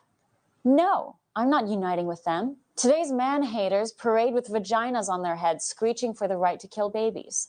Today's liberals demand we mutilate our children in the name of a clear mental disorder. They insist on deranged men lurking in women's bathrooms. They declare that it's racist to have photo ID to vote, and that you're a murderous fascist because you don't endorse Jewish genocide, that you are a domestic terrorist because you pray to a Judeo-Christian God. Division? Absolutely. Give me as much division away from their madness as possible. I've seen an FBI and a Department of Justice that would destroy this country in the pursuit of shielding their Democrat deities. I've seen big tech silence truth in the name of a dystopian disinformation battle. I want as much division and disunity from this corruption as possible. I learned a long time ago, timidity is not a virtue. And we as Americans do not need to be timid about how we will never unite with this sickness that this modern Democrat Party is. We will not unite with homegrown terrorists. We will not unite with gender-mutilated psychopaths. We will not unite with the poison trying to infect American values. I agree that a United States is stronger than a divided country, but uniting and embracing this brand of madness will kill this country and our liberties with it. With this mindset of unity with the left, they prime you into this idea that unity with them is good. But see where this leads? Communalism over individualism, going along over standing up, rolling over for instead of resisting tyrants. Don't fall for this unity speak. God wants us united with our brethren in the fight for good, not united with evil. There's a big difference. Don't ever get them confused. For One American News, I'm Chanel Rion, and this is The Fine Point. Yeah, Chanel Rion. Just a quick reminder, National Guard Captain Timothy Nick testifies. Oh, yeah. America. I'm here today to aid the subcommittee in resolving factual errors in the official record of what happened on January 6, 2021, specifically regarding the alleged District of Columbia National Guard delayed response caused by critical presidentially appointed, Senate-confirmed Pentagon senior officials. I was concerned by the events that unfolded that day on the United States Capitol. As a federal officer of the United States Secret Service and a former state trooper with the Florida Highway Patrol, my heart goes out to all law enforcement officers, sisters and brothers that held the line that day to restore public order to the chaos. I'm here today with my counsels, Lachlan McKillen and Dan Meyer of law firm Tully Rickney. The firm has advised me, beginning with my role as a confidential source to the Select Committee to investigate the January 6th attack on the United States Capitol. When my confidentiality was breached, it was Dan who intervened to ensure I was protected as a military whistleblower. First, I want to explain my role on January 6th. I was assigned as aide-de-camp, the personal assistant to Major General William Walker, the commanding general of DC National Guard. It was my only second day on the job. Please focus on alleged facts found in the November 16th, 2021 Department of Defense Inspector General's multidisciplinary review into the DC National Guard response and Department of Defense's role that day. I can say unequivocally that the Inspector General's review is riddled with inaccuracies, misstatements, and perhaps false flags and narratives regarding how critical Pentagon senior officials responded when our republic was under great stress. For instance, during a conference call at 2:31 p.m. with members of United States Army, U.S. Capitol Police, Metropolitan Police Department, District of Columbia Government, and U.S. Secret Service Uniform Division, the U.S. Army's Lieutenant General Walter Pyatt, Director of Army Staff, and the Army's Lieutenant General Charles Flynn, Director of Chief of Staff of Operations, were on the call. Also was Colonel John Lubis, Executive Officer to the Secretary of the Army. The Army falsely denied that General Flynn was ever on the call. This is false and material on its face. Lieutenant Flynn was on the call and even participated in discussions. The Defense Inspector's review also rounds language, papering over the fact that Lieutenant General Pyatt and Lieutenant General Flynn, while on the call, discussed how they did not like the optics. That is a direct quote. And they stated it would be in their best military advice to recommend to the Secretary of the Army, Ryan McCarthy, to deny the request from Command General William Walker to deploy the DC National Guard and aid U.S. Capitol Police in restoration of order, liberty on Capitol Hill. In addition, former Secretary of the Army Ryan McCarthy claims he was on a 2:31 p.m. call and spoke on that call. This is false, unless he was in the room shadowing the call and he did not speak nor identify himself. He was not on the call. He was en route to Washington, D.C. Regional Office at the Federal Bureau of Investigation to support that agency's concept of operations plan for January 6th. He went on to claim that he called and spoke to Major General Walker at least twice, ordering the deployment of the DC National Guard. This is also false. At no time did General Walker take any calls, nor did we ever hear from the Secretary on any of the ongoing conference calls or the secure video teleconferencing throughout the day. This I know because I was with the Command General the entire time recording events. Throughout the day, Major General Walker told by staff officers to stand by with respect to deploying to the Capitol Hill. Only at 5:09 p.m. in the early evening, which I wrote down in my wheel book, was the DC Guard given order to deploy and move to the Capitol to assist Capitol Police. We arrived too late. One American lay dead with other sisters and brothers injured, including federal and local law enforcement officers. We were ready and standing by. I know if we were able to deploy immediately when General Walker made the request, the National Guard could have helped end civil disturbance and restored public order quickly. The Army National Guard motto is always ready, always there. The DC National Guard was ready to help and assist Capitol Police, but we were not allowed to do our job due to paralyzed decision-making by Acting Secretary of Defense Chris Miller and Secretary of the Army Ryan McCarthy. This led to federal leadership in the Pentagon. This led to a crisis in federal leadership at the Pentagon and delayed the DC response by 3 hours and 19 minutes. Thank you for the opportunity to appear before you today and articulate the facts as they happened.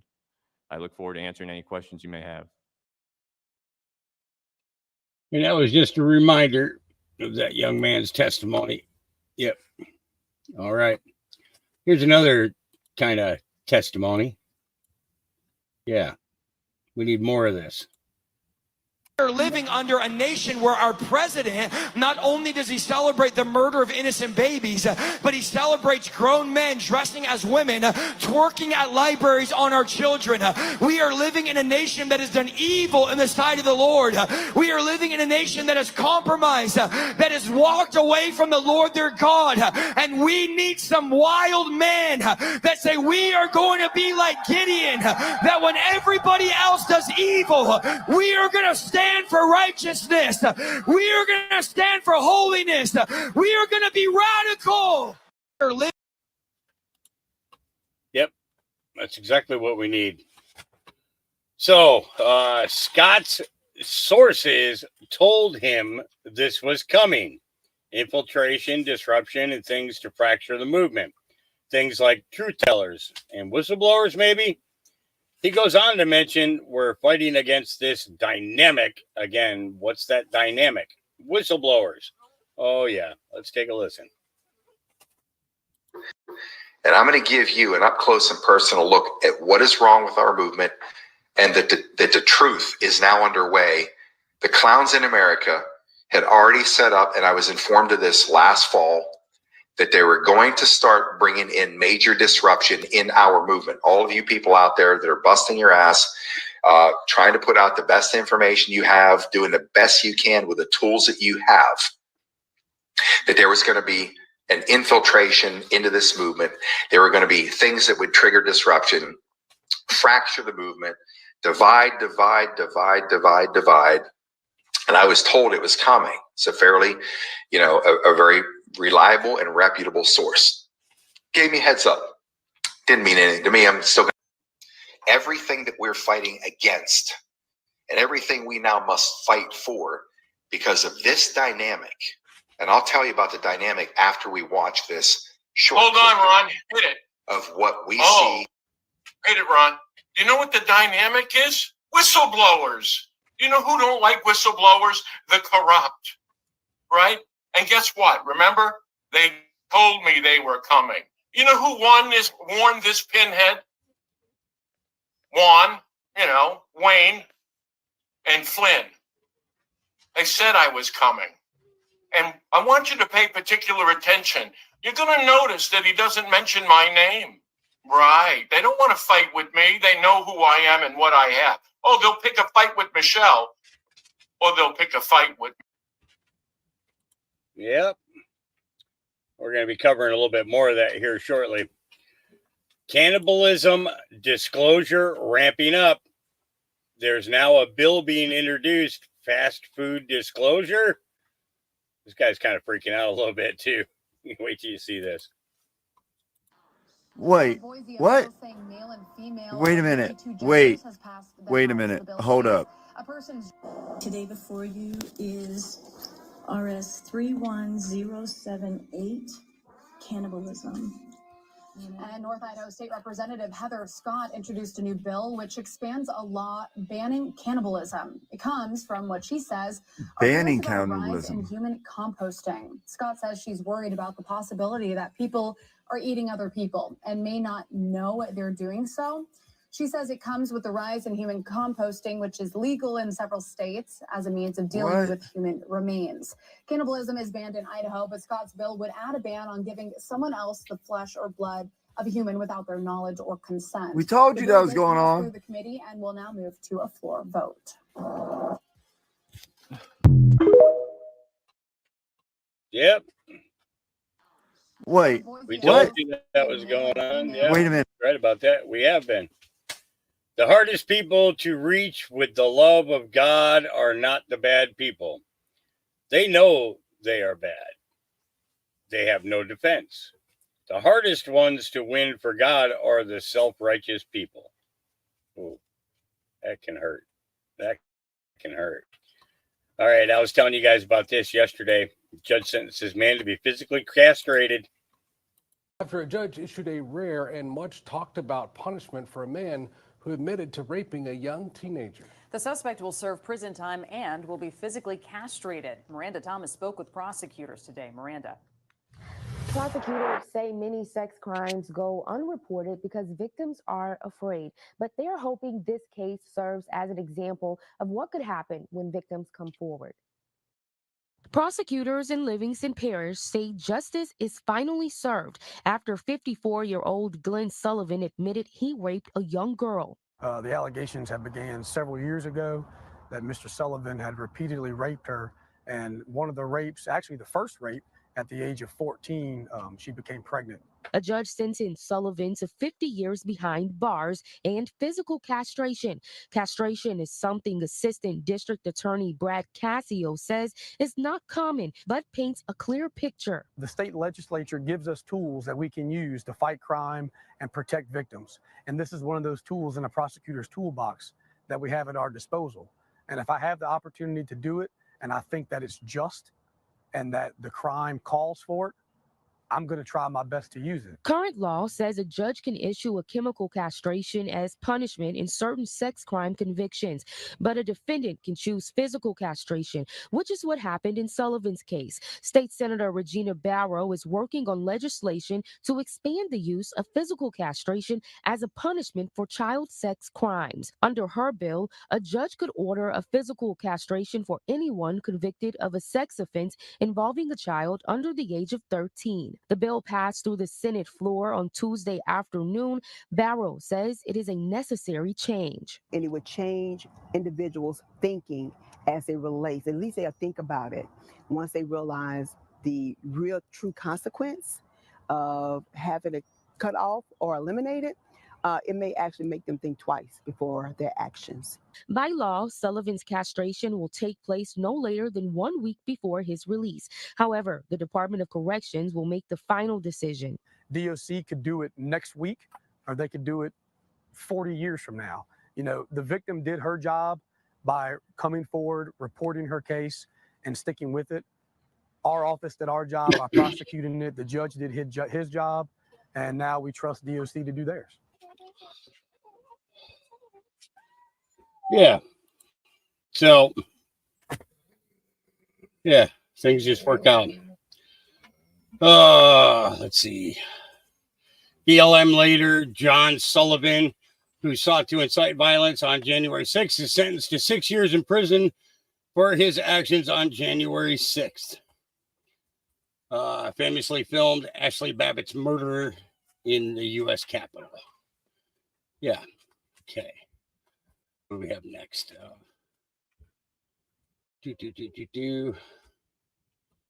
Oh, yeah, here we go.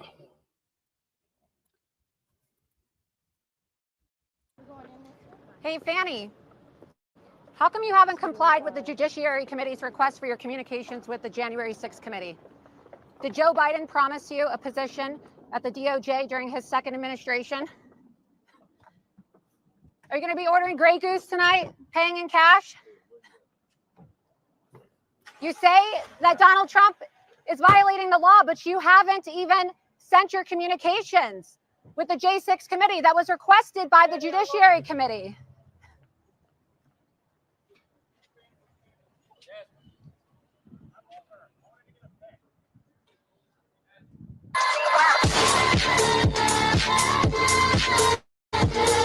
Yeah, I don't need to see all the advertisements. Yep. So, white woman pummeled by a mob of black males. But of course, it's not a hate crime. Yeah, this crap's going on. Can anyone confirm?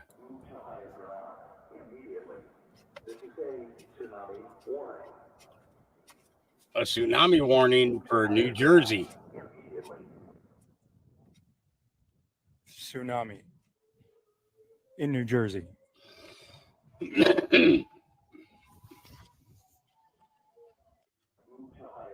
Yep.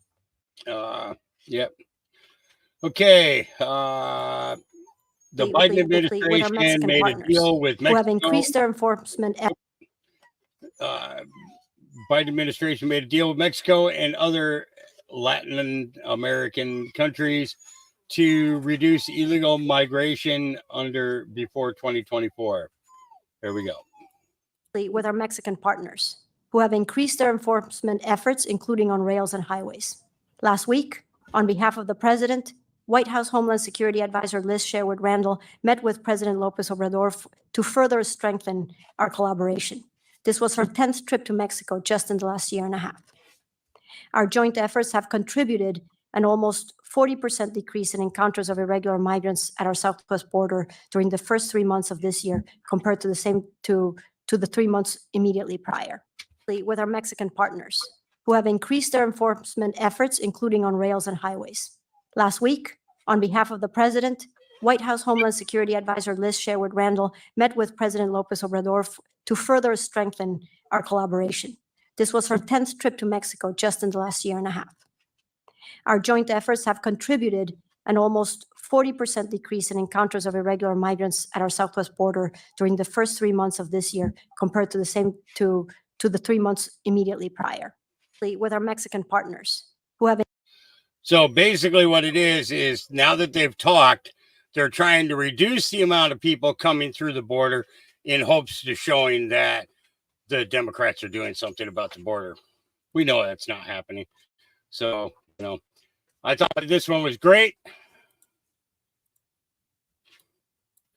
Georgia State Trooper runs out of patience with protester and decides to take matters into his own hands. You're hurting me! You're hurting me! Ow! Ow! Ow! Help! Help!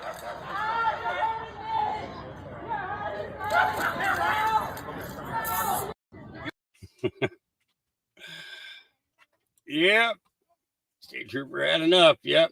So, breaking news, Philadelphia-based Republic First Bank has been seized by regulators, says the FDIC. In a surprising turn of events, Philadelphia-based Republic First Bank has become the latest casualty in a string of bank failures that have shaken the financial sector since last spring. The bank, with $6 billion in assets, was seized by regulators due to challenges stemming from the current high interest rate environment, marking it as the first bank failure of the year. This event has once again raised concerns about the stability of the banking sector and the potential impact on the global economy. The underlying cause of these bank failures, including First Republic, is the ongoing issue of very high interest rates pushing down the value of existing bonds and raising yields. This has put significant pressure on the balance sheets of many regional and commercial banks, leading to increased scrutiny and concern within the financial community.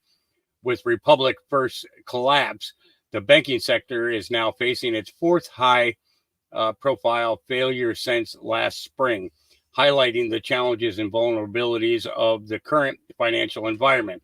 As regulators work to arrange for a sale of Republic First to another lender, the question remains, what does this latest failure mean for the future of the banking sector and the global economy at large? Yep.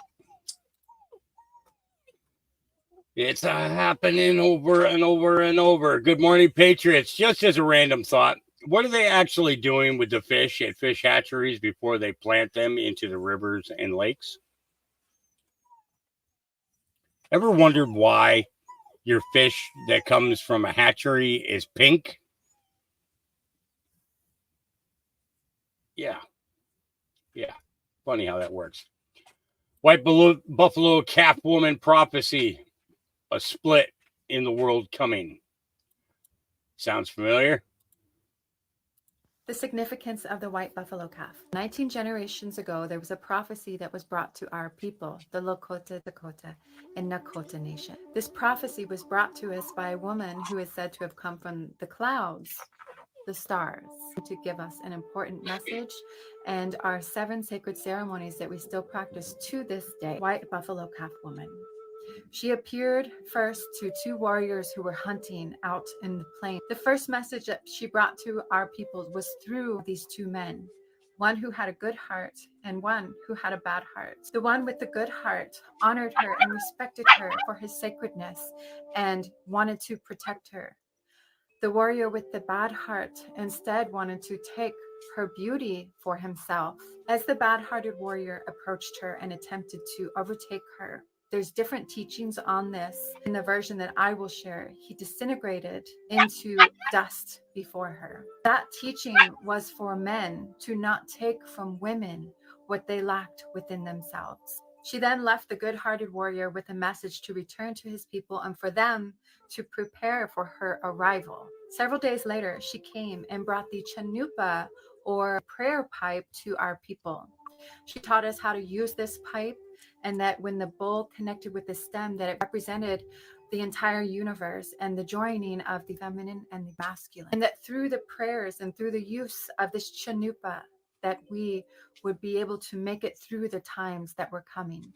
She also brought us our 7 sacred ceremonies that we still practice to this day, including the Enipi, or the sweat lodge, the Hunka ceremony, the making of relatives, the Hamdecha, the vision quest, the Sundance ceremony, and others. These 7 sacred ceremonies have seen us through many generations of extreme hardships and suffering and the attempted unaliving of our entire nation. She told us that hard times would be coming and that these ceremonies would be what would help us through.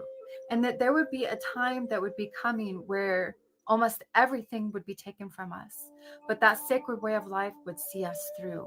She also said that there would be a time coming when she would return to us, when we would need her again, and that her appearance would be signaled by the birth of white buffalo. The first white buffalo that I have ever heard of being born was in 1935. And then in 1990, Miracle, the first white buffalo calf of our generation, was born. Since then, there have been multiple buffalo being born, and this one specifically that is referenced in this video, we have seen multiple births from this specific herd. So the message just keeps getting stronger and stronger, which was the original message that she brought to our people to prepare for her arrival and to think about how we treat each other. It's especially a message for men to be careful of how they regard the women around them and to treat them with respect, honor, and as the sacred beings that they are. Because there would come a time when there was a woman who would come who does have the power to return them or recycle them back to where they came from to start over again. Because as she taught, some are just that unwell that they are not even meant to stay. The white buffalo calf is also a warning for all of us to look at how we treat one another, at how we treat the earth, how we treat all our relatives of the earth. That includes those of the animal, plant, elemental, and spirit nations. Because there is a time coming where the choice that we make will determine our fate as a collective. The destruction of the earth or the return to balance. I can connect this to other prophecies in other ways. I think that there is a split that will happen where there are those of us who will have to stay in a world that is headed on the path that this world seems to be on right now, that of chaos and destruction and insanity, suffering, pain, all of that. The other world will be a place where we can return to living in harmony with our earth, in balance with one another, and of an elevated way of life, of thinking, of being. So think about the choices that you make. Be aware of how you treat one another. And it's especially a message to men to be aware of how you treat and regard women. And the white buffalo calf is a reminder of all of these things and of the impending changes that are unavoidable at this point. What choice will you make?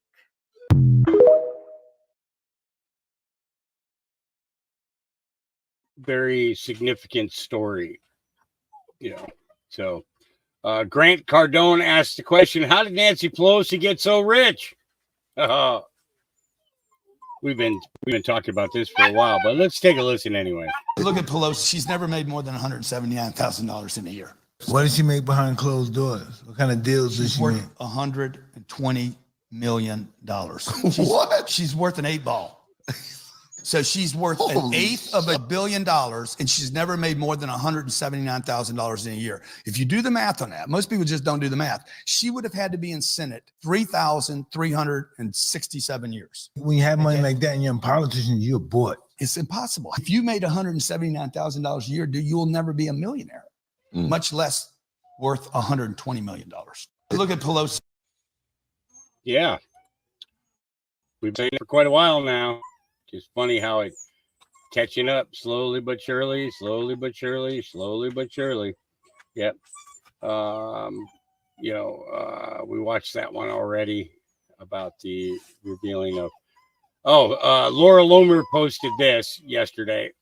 She says, "Good morning, everybody who doesn't shoot their dogs. Post a picture of you not shooting your dogs."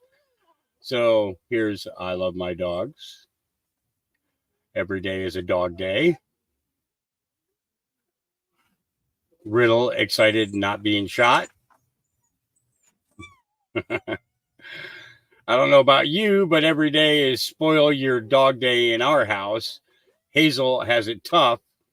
This is from Governor Kristi Noem. Every day is spoil your dog day in our house. Unalives a puppy in a gravel pit. Yeah, that's what she did. Kristi Noem killed her dog, 14-month-old puppy.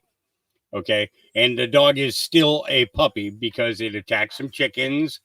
And when she went to aggressively grab the dog turned on her and almost bit her. And what's funny about that is that, there's ways of teaching.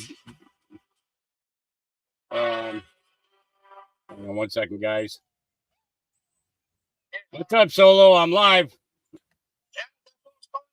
Yeah. I don't get notifications. Okay, it's Hawks Mustard Seeds 25, but it's all one word. Okay.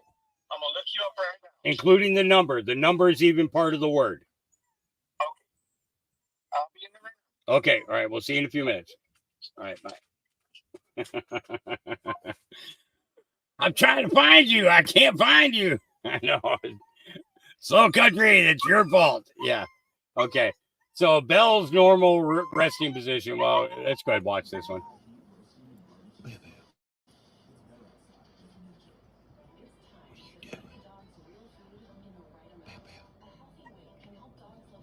And the other dog's like, get your tail off of me. No, I'm not letting you back out. You just stop it right now. What are you doing?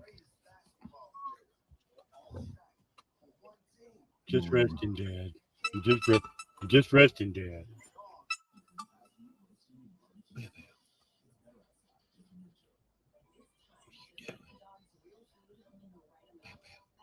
Watch Mustard Seeds 25. Yeah. There we go. Okay. All right. So it's a much loved dog. Yeah. Kay Mortensen. Let's see. I don't have dogs, but this is Milo, Kirby, Roger. Companion animals in general are gifts, which is true. Here's me not shooting my beloved puppy. She loves Belly. Yeah. My Henry. My beloved boy, Toby. My beautiful girl, Tilly. My beautiful girl, Blue. Here's some pictures of me not shooting my dogs. Couldn't pick just one. We don't deserve dogs. They're angels. Yeah. Here's my dog. Yeah. This is me with my dog.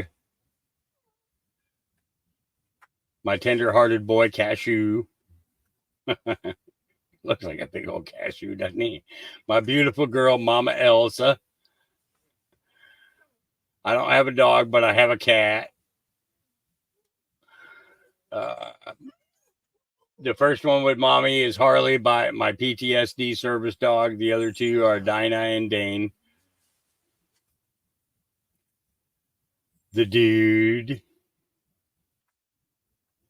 I got an OEB owner. Her name is Minnie. I won. I'm not sure. Just a photo shoot here. Yeah. Stanley sneaking a little smooch. Good money. Not today.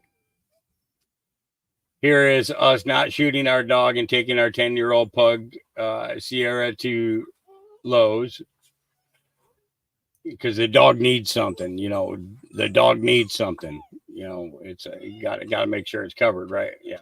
Miss Peaches says, please don't shoot dogs. Yeah.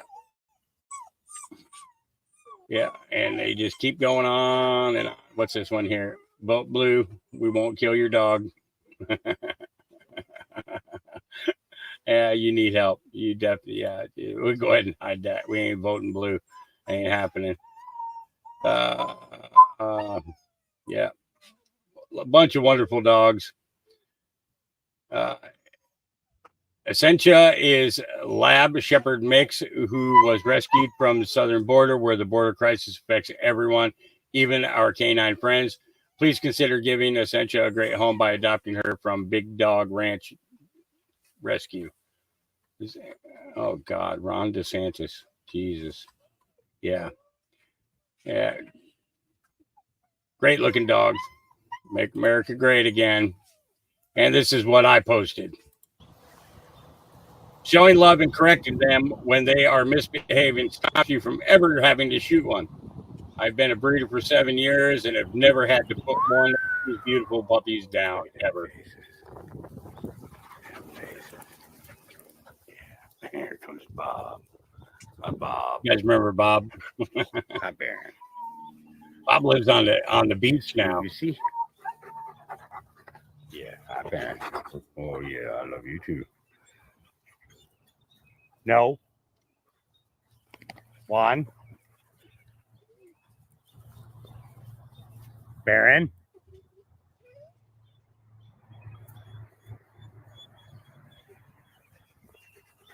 Be good. All right. I could go on with this all day, but we got to get away from the dogs, right? We got to get away from the dogs. Guatemalan prosecutors raided the offices of Charity Save the Children, citing a complaint alleging violation of migrant children's rights. Here we go.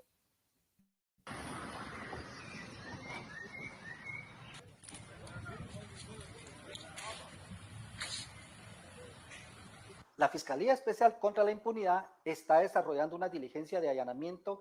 Okay, so we're going to have to translate this.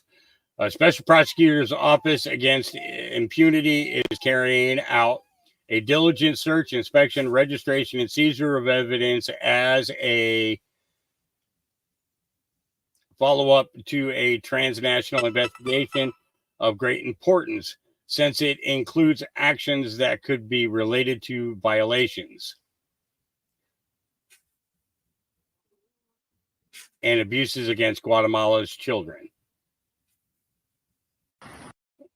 And then let's continue to see what else we got here. Save the Children honors Bob Iger amid Oprah Winfrey's presidential prodding. Yeah. And then we have Jill Biden elected chair of Save the Children. And then we have the Mirror organized a Disney day out for the kids at Lord and Lady Bath's Longleat House in Wiltshire. A great fun day in which Ghislaine Maxwell presented a check for 2,000 euros for the Save the Children's Fund, September 13th of 1985.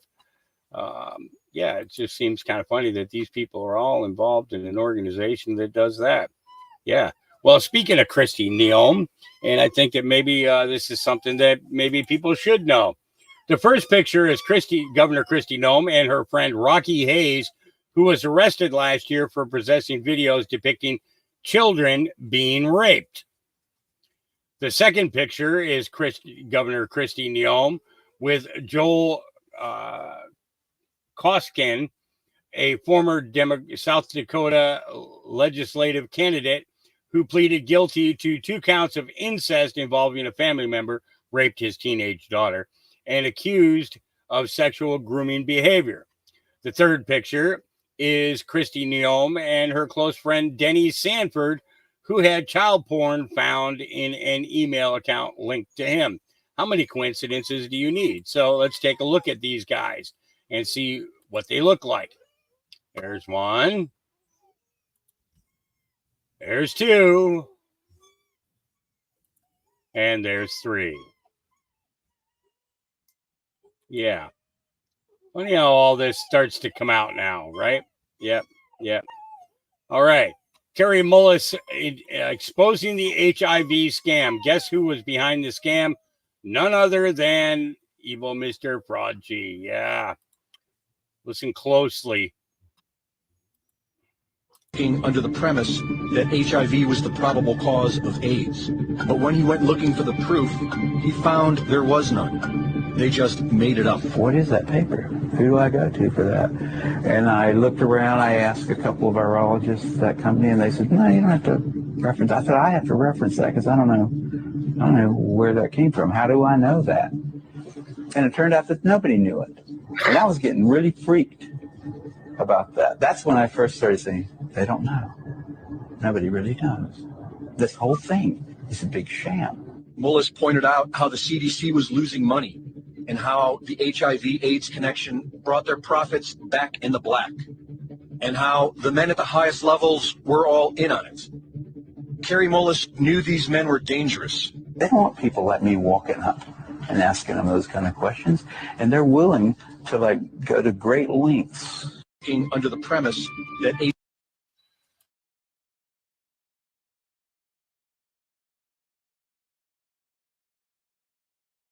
So if AIDS does not come from HIV, where does it come from? And what exactly is the HIV strand in blood?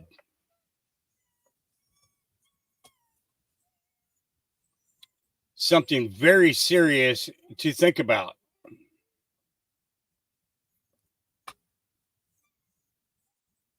Something very serious to think about. Yep.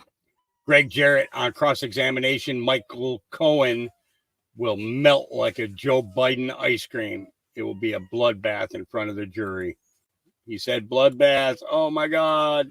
Now they're going to go off about bloodbaths again. After a week of testimony, they have yet to present any evidence of anything unlawful.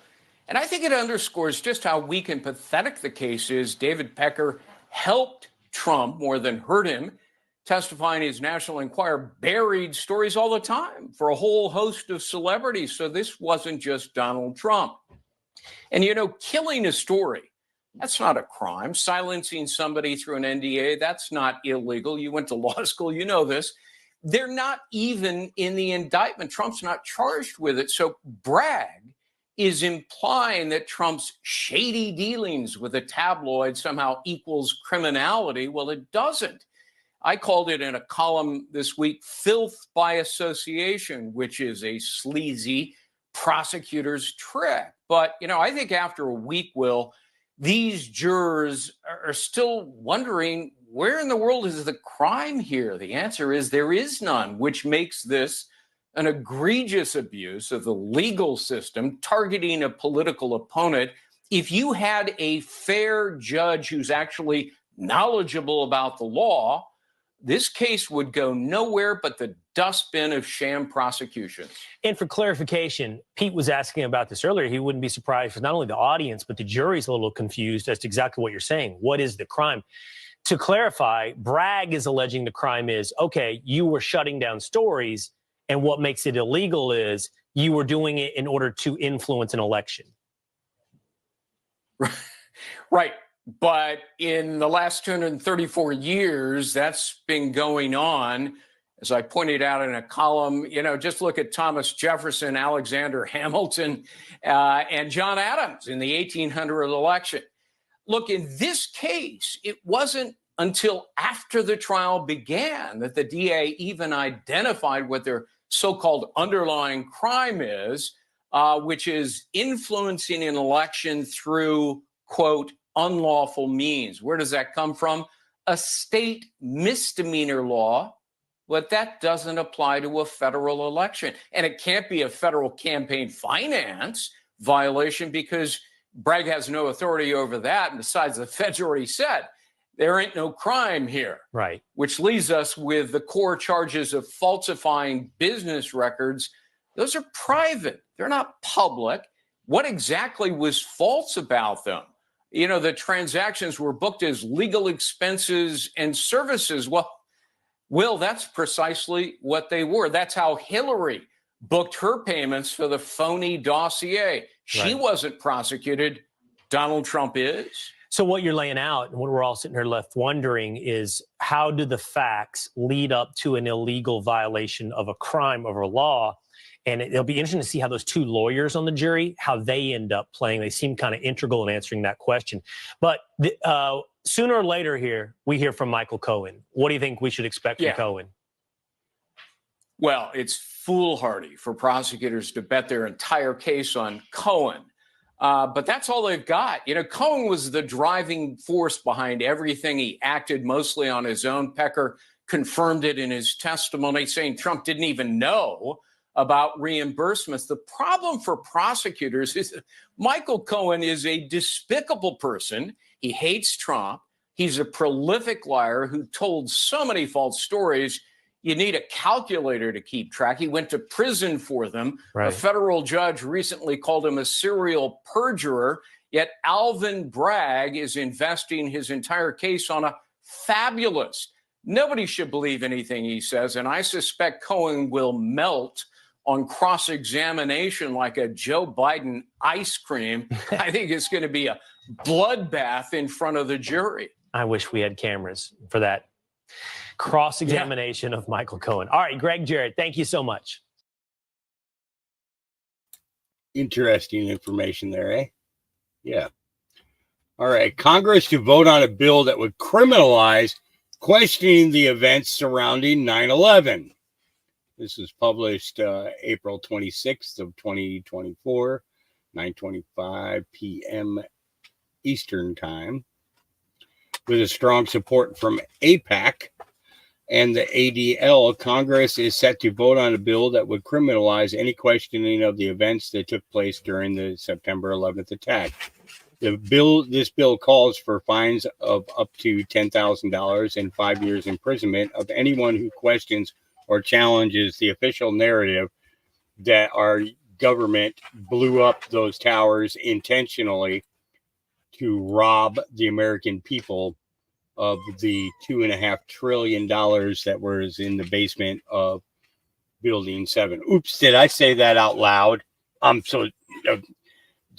Purely speculation. Yeah, we know.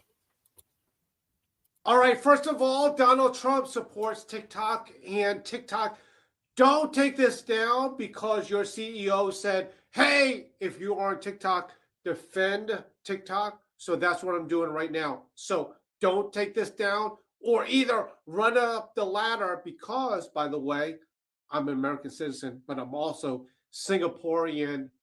Check it. I'm Chinese, but also Singaporean. But this one you're going to love because, and don't take this down, TikTok. Okay? From this, and by the way, I blacked out the word that you can't use, but on this, notice it. Everyone thinks it says TikTok, like TikTok the time. Notice what it says. Read it. TikTok LLC. Here's the thing when it comes to that. By the way, TikTok is an LLC. So what is it about TikTok and all this stuff? And I'm defending you, TikTok, so don't take this down and everyone else. Stick around. Okay, check this out. All right. Oh, my goodness. 1 second. Here we go. TikTok future-proofs past AS. And I know that some of you know what AS stands for, but I bet you don't. And future-proofs past.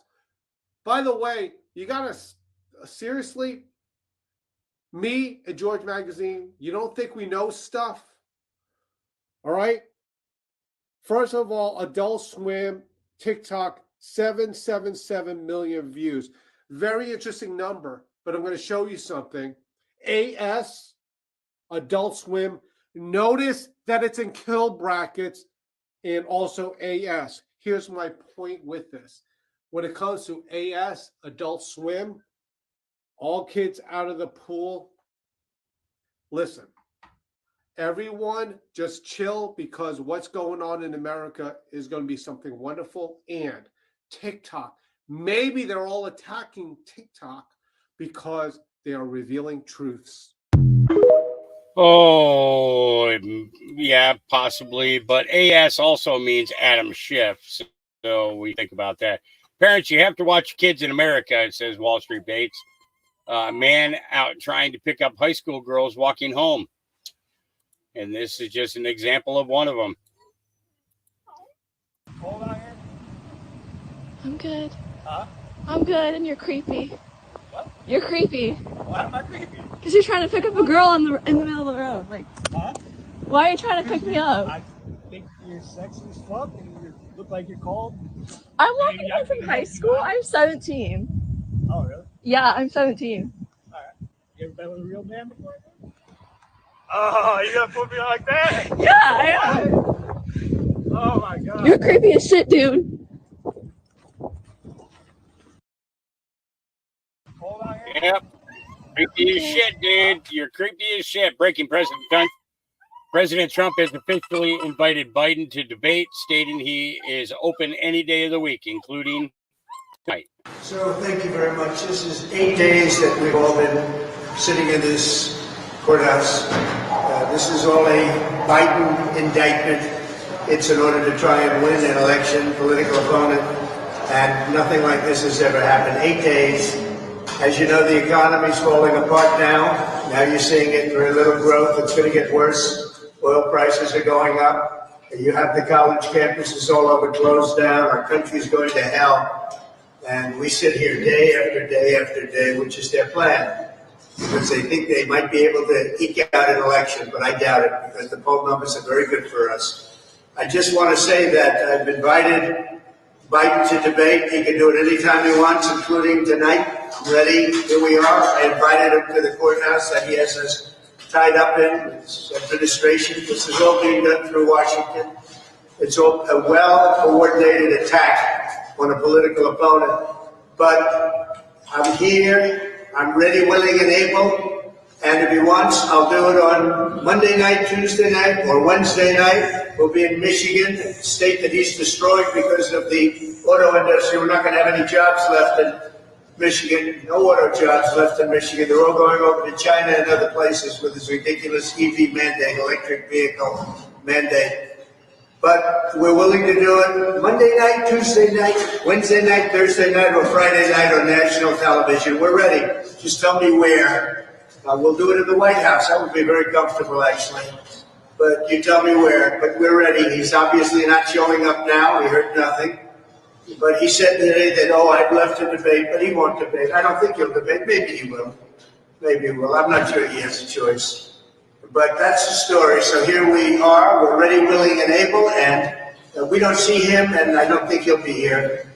But maybe next week he'll do it. I doubt it, but maybe next week. So I just want to thank everybody for being here. I know you have to suffer through this like everybody else.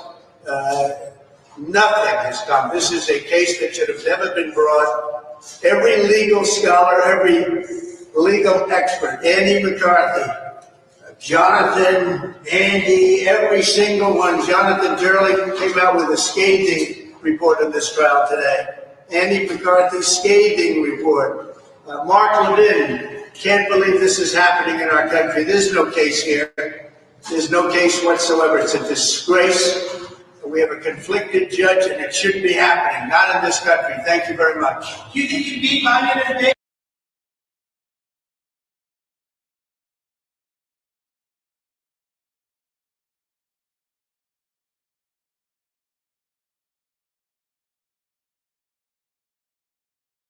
Unfortunately, we're seeing more biological males coming as females, and they're dominating sports right now. Sorry.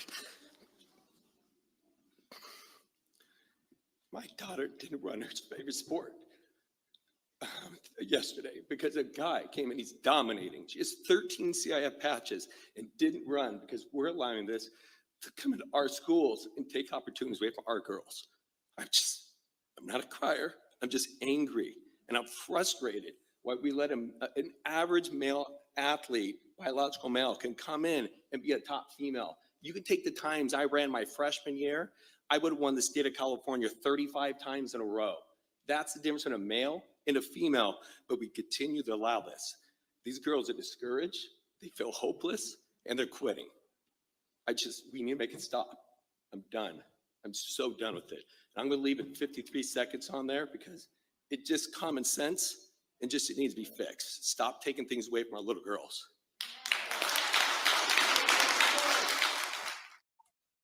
Yep. I'm going to leave those 53 seconds there because I got my message across. Yep.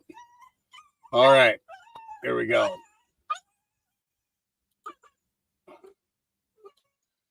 So this gay woman is always getting comments asking how she can vote Republican.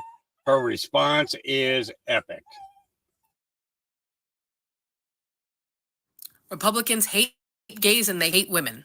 This is what every leftist tells me in my comments.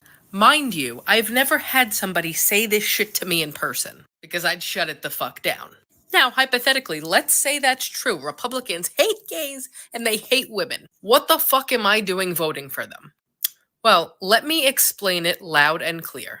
I would rather vote for a party who hates me than vote for a party who doesn't know what a woman is. I would rather vote for a party taking away my rights with a bunch of bills that none of you fucking read than literally have my rights taken away daily. There are men in your bathroom. There are men taking over your sports. They are depleting what you are as a woman. You don't matter. Oh, but Proposition Blow Me is going to take away my rights. You guys are ridiculous. They are literally giving you something to harp on while they are taking away every single woman's right in America. So you know what? Thanks for the advice. I got it. I'm good. I know who I'm voting for. Enjoy the men in your bathroom. Enjoy it. Go woke. I think that this puppy's a Democrat. You know, yeah, it's just crazy. Laura Loomer says, is there a National Association of White County Officials? Could you imagine? Why is it acceptable for Fani Willis to be speaking at the National Association of Black County Officials on taxpayer dime? Also, why were strippers at this event? People were smoking weed feet away from Fani Willis. Recreational marijuana is not legal in Florida. Not a good look for a prosecutor. Here's some pictures of half-naked women I took inside the event where Fani was speaking. Shameful that this ratchet, hood rat, hoochie mama is in a position as a district attorney, and her bloated ego and delusions of grandeur has her convinced that she's going to interfere in our election and jail President Trump. Shut up! For Pete's sake. America has lost its way. Ghetto. And here's the pictures of some nasty looking traps, whatever you want to call them. Jesus. Oh boy. All right. And they laughed, says Carly Boone. Detecting 22 Chinese warplanes and drones. Look at that very detailed graphic overnight. All of them arriving near the island within 3 hours. And officials say 12 crossed the Taiwan Strait median line.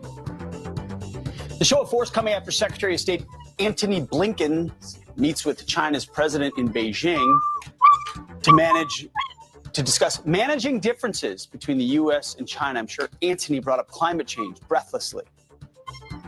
And they laughed. Detecting. And they laughed.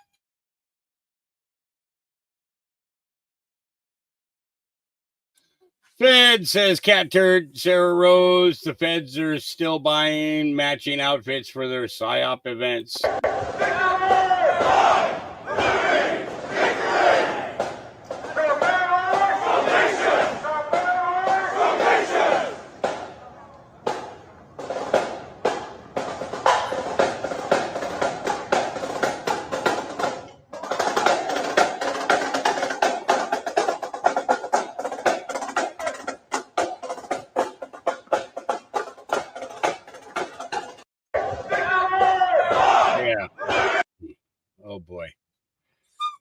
Yeah. 2019 investigation journalist Rich Marin testified to Senator Bernie Sanders about a planned coup by a fascist group called the Reich, revealing their plans for a particular pandemic and how they were blackmailing people through Jeffrey Epstein.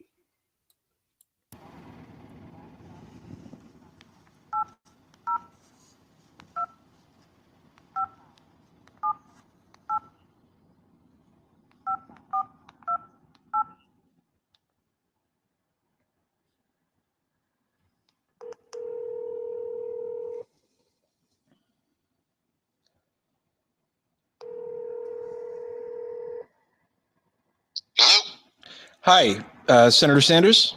Yes. This is Richard Marin. I hope that you remember me.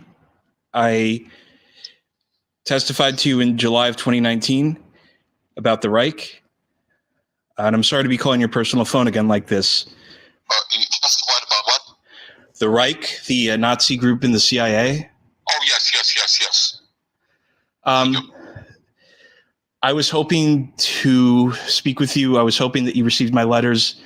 I was hoping that you would be interested in starting that investigation that we talked about back then.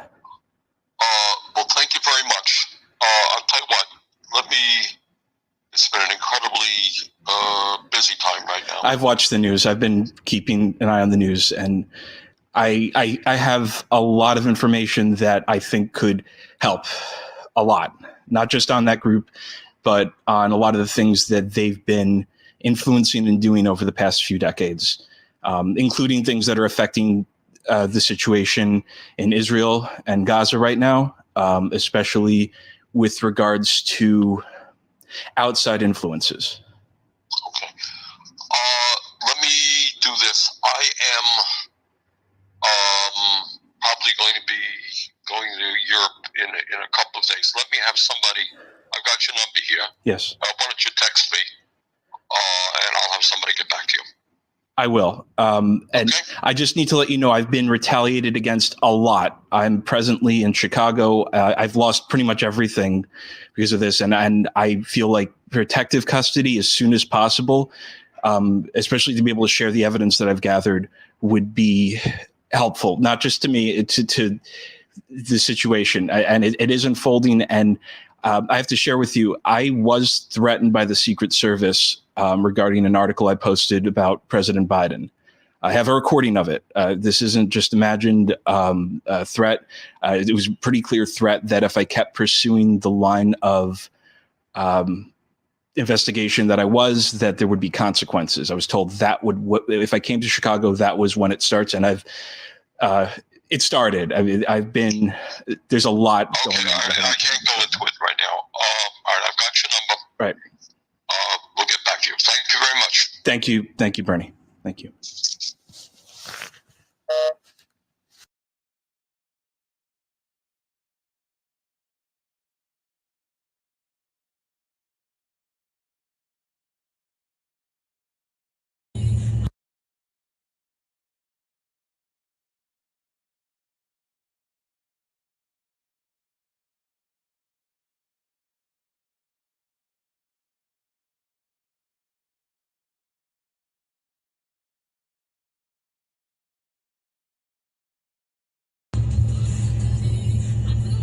How long do you think this goes for?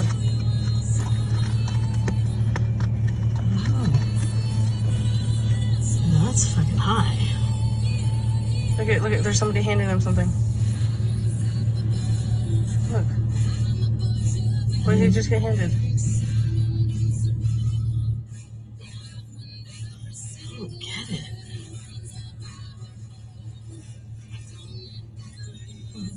it. That was your son. He got what he wanted. He's go get higher. Really? Well, yeah, he just got something. He's gonna get fucking high. Yeah. Yeah, it looks like a whole lot of fun, doesn't it? Yeah. So it's not a hate crime. doing it again. As you see here, Black and Hispanic women just waylaying white people. White women. Yep. All right, the blob has reappeared. Remember the blob we showed you last week? Let's show you another one. You remember the big waves that were down here a couple weeks ago and everybody said it was a glitch? Well, it's back and this one's different. Now, I have an idea of what I think it is, but I can't say it. Now, you see here that the waves are low and it gradually inclines and then it declines. There, the other one was just a big old mass. But as you go by the hours and the days, you see that it affects all the other waves around it. And when you zoom in on this, you see that waves are going northeast, south, and west on here. Almost like something was dropped or something imploded underneath. Now, when you sit here and you increase this by the hours and the days, you see that it eventually gets close to Cape Town to where 20-foot waves are expected today or tomorrow. And there is a camera here and I will be looking to see what it looks like. Now, when I come over to the vessels, I don't see anything that's down here. And usually you see ships that are coming across here. So you tell me, what do you think this one is? Take care. God bless. And you notice that, like where he was pointing. So you right tell there, me what. It's all coming out from here. What's there? That's what we want to know. Yep. All right. Here's another Scott Lebedo. Hey, folks. I need you to do me a favor. Specifically, you folks out there in the media, on both sides. I don't care if you work for the local liberal newspaper in your small town or you work for Fox News and all in between. And also you counter-protesters, you cool folks out there defending yourselves at all of these universities where all these little spoiled, rotten, programmed, Jew-hating, America-hating little terrorists are. I need you to do me a favor. Do yourself a favor. Don't communicate with, don't acknowledge, don't have a dialogue with any of these little fuckers that are wearing masks. And most of them are wearing masks. Why? Because they don't know dick. They know nothing about the world. They know nothing of what they preach.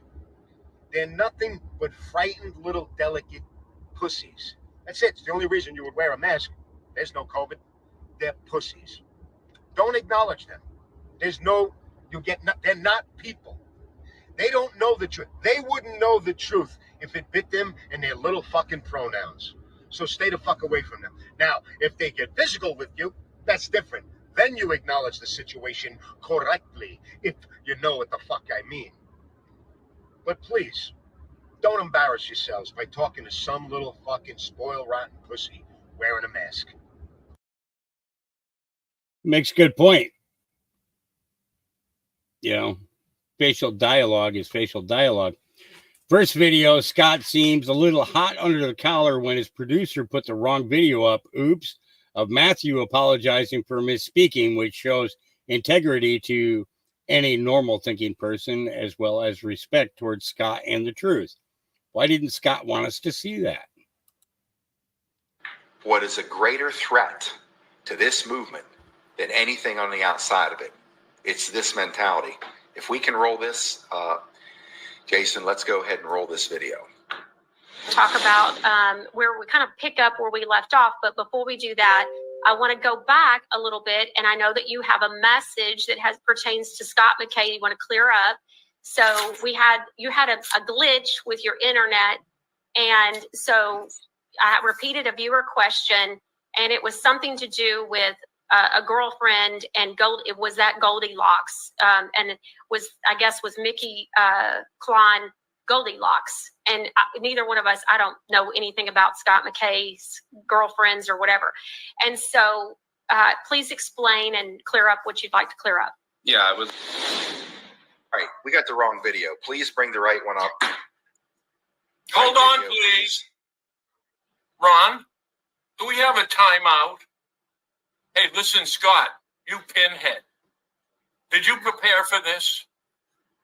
That's quite an operation they got. Hey, right when Matt's going to turn around and spill the beans, he goes, whoa, we don't want to do that. Wow. right? So pay attention to what Matthew was going to say that McKay doesn't want you to say. Now, ready? It gets better. Hit it, Ron.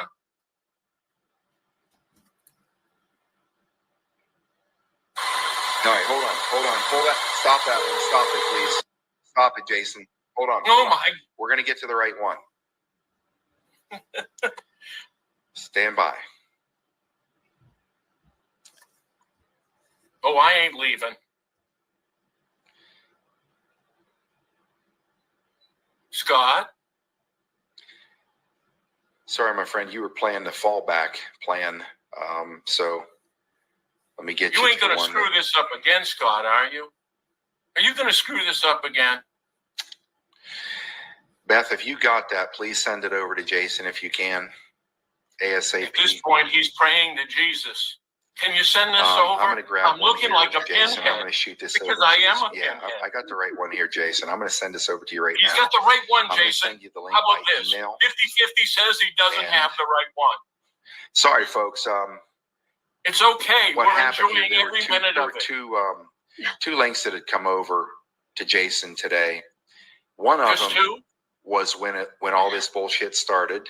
He's buying time, And stalling. then Hurry up there's now. a follow-up Sure video there is. trying to retract what was said, but unfortunately it's too late.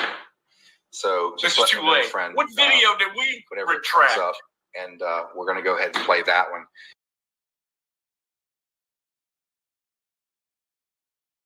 Okay, now here's part 2 of it. I've kind of emptied out my tank of angst tonight. Yes, I know there was a retraction today. Don't buy into it. Me personally, you can. I don't buy the bullshit. I think somebody finally got word that I was about ready that I'd had enough of this bullshit. And finally, for the first time, I'm coming out in the open and I'm pulling the tomahawk out. Maybe our counterparts will take a little bit of advice here and maybe say, hey, I made a mistake. I forked up. I really did. I have no problem saying that at all, because I've admitted it here when I've done stupid shit, made mistakes. But if you want to hang on to a losing hand, go right ahead and do it, because the Patriot Street Fighter is a smoke out operation, and it does its job everywhere all the time. Even when I'm not trying and when I'm not looking, it'll smoke everything out. I've kind of emptied out my tank of angst tonight. Yes. So basically, he was planning on trying to trash this guy, Michael, because,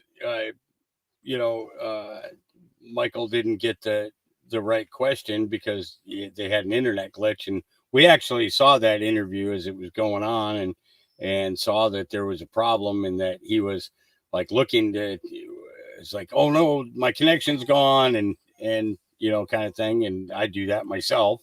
Well, you guys don't get to see it too much, but it happens, but yeah, it's kind of interesting. All right. Adam and Eve.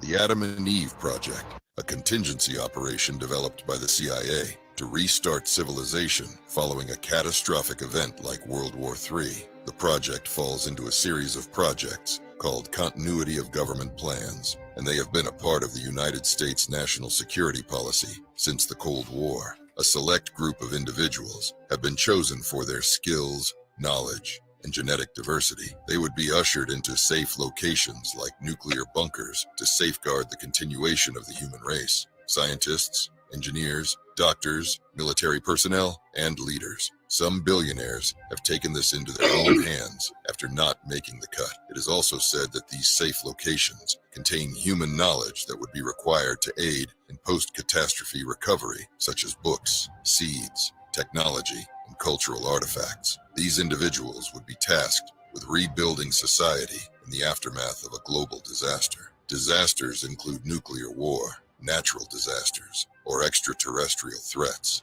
A well-known relocation site is the Mount Weather Emergency Operations Center in Virginia. This is where government officials will be housed in the event of a major catastrophe. It is important to note that there is very little information out there on this project, as it is one of the CIA's darkest secrets. Not the first time I've heard about it. The Adam and Eve Project. One second. One second.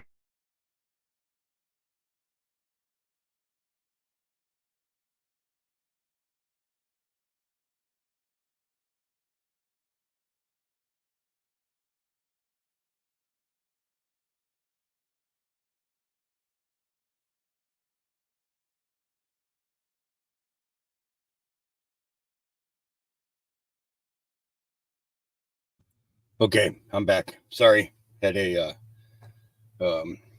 yeah.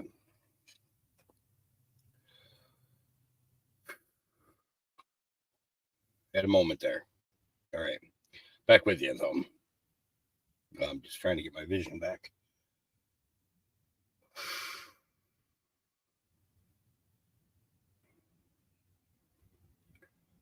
Many apologies.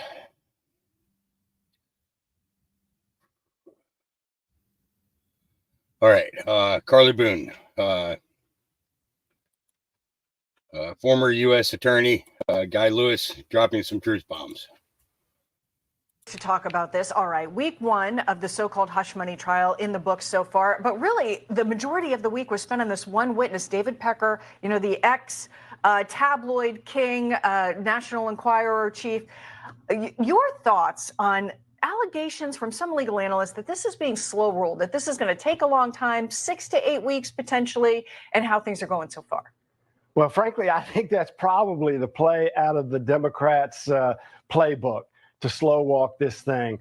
Everybody thought that David Pecker was going to be maybe on and off an hour, introduce a few documents. He's turned out to be 2 days. And frankly, what's fascinating, Molly, is the defense turned him, I think, into a Trump witness, a pro-Trump witness. They frankly cross-examined him. He came out with some good things about Trump, and he demonstrated that there were other people that did the same thing. And my question always is, why aren't they being prosecuted in the same way Trump is? And what do you mean by that? Who are the people that you would highlight when you mention that? So there was Tiger Woods, there was other celebrities. I mean, he indicated that there were these non-disclosure agreements. They would purchase a story. Sometimes they would run them. Sometimes they wouldn't. And so I'm left with the conclusion that it's only President Trump who is now being prosecuted for what I would argue are Mickey Mouse charges. Yeah, what we're talking about here is the catch and kill. And that's really what we're getting the window into here, is how catch and kill works, how broadly it was being used. This sort of pay-by-play journalism, as you mentioned, seems to be something that was really just how things operated at the National Enquirer to a certain extent. Incredible, Molly, because listen, I prosecuted for a long time. I've defended now for 20 years. I have never, ever seen a federal prosecution like this. And when you look at the fact that the Federal Elections Commission, the FEC looked at it, declined. The U.S. Attorney's Office in New York looked at it. One of the most aggressive prosecutors' offices in the nation declined. Again, I'm left with the question, why are we prosecuting President Trump? And when you look at the lead prosecutor, oh my God, he was a official in the Biden, before he became involved in this case, an official in the Biden DOJ. So I think this is all part of their playbook. Meanwhile, there was somewhere else this week that President Trump would have very much liked to have been. That was down at the Supreme Court, listening to arguments about claims of immunity as in presidential powers. Take a listen to President Trump. Here's what he had to say about really the dual screen, him being stuck in New York as the Supreme Court was looking very carefully at this issue in a long hearing. The U.S. Supreme Court had a monumental hearing on immunity, and the immunity having to do with presidential immunity.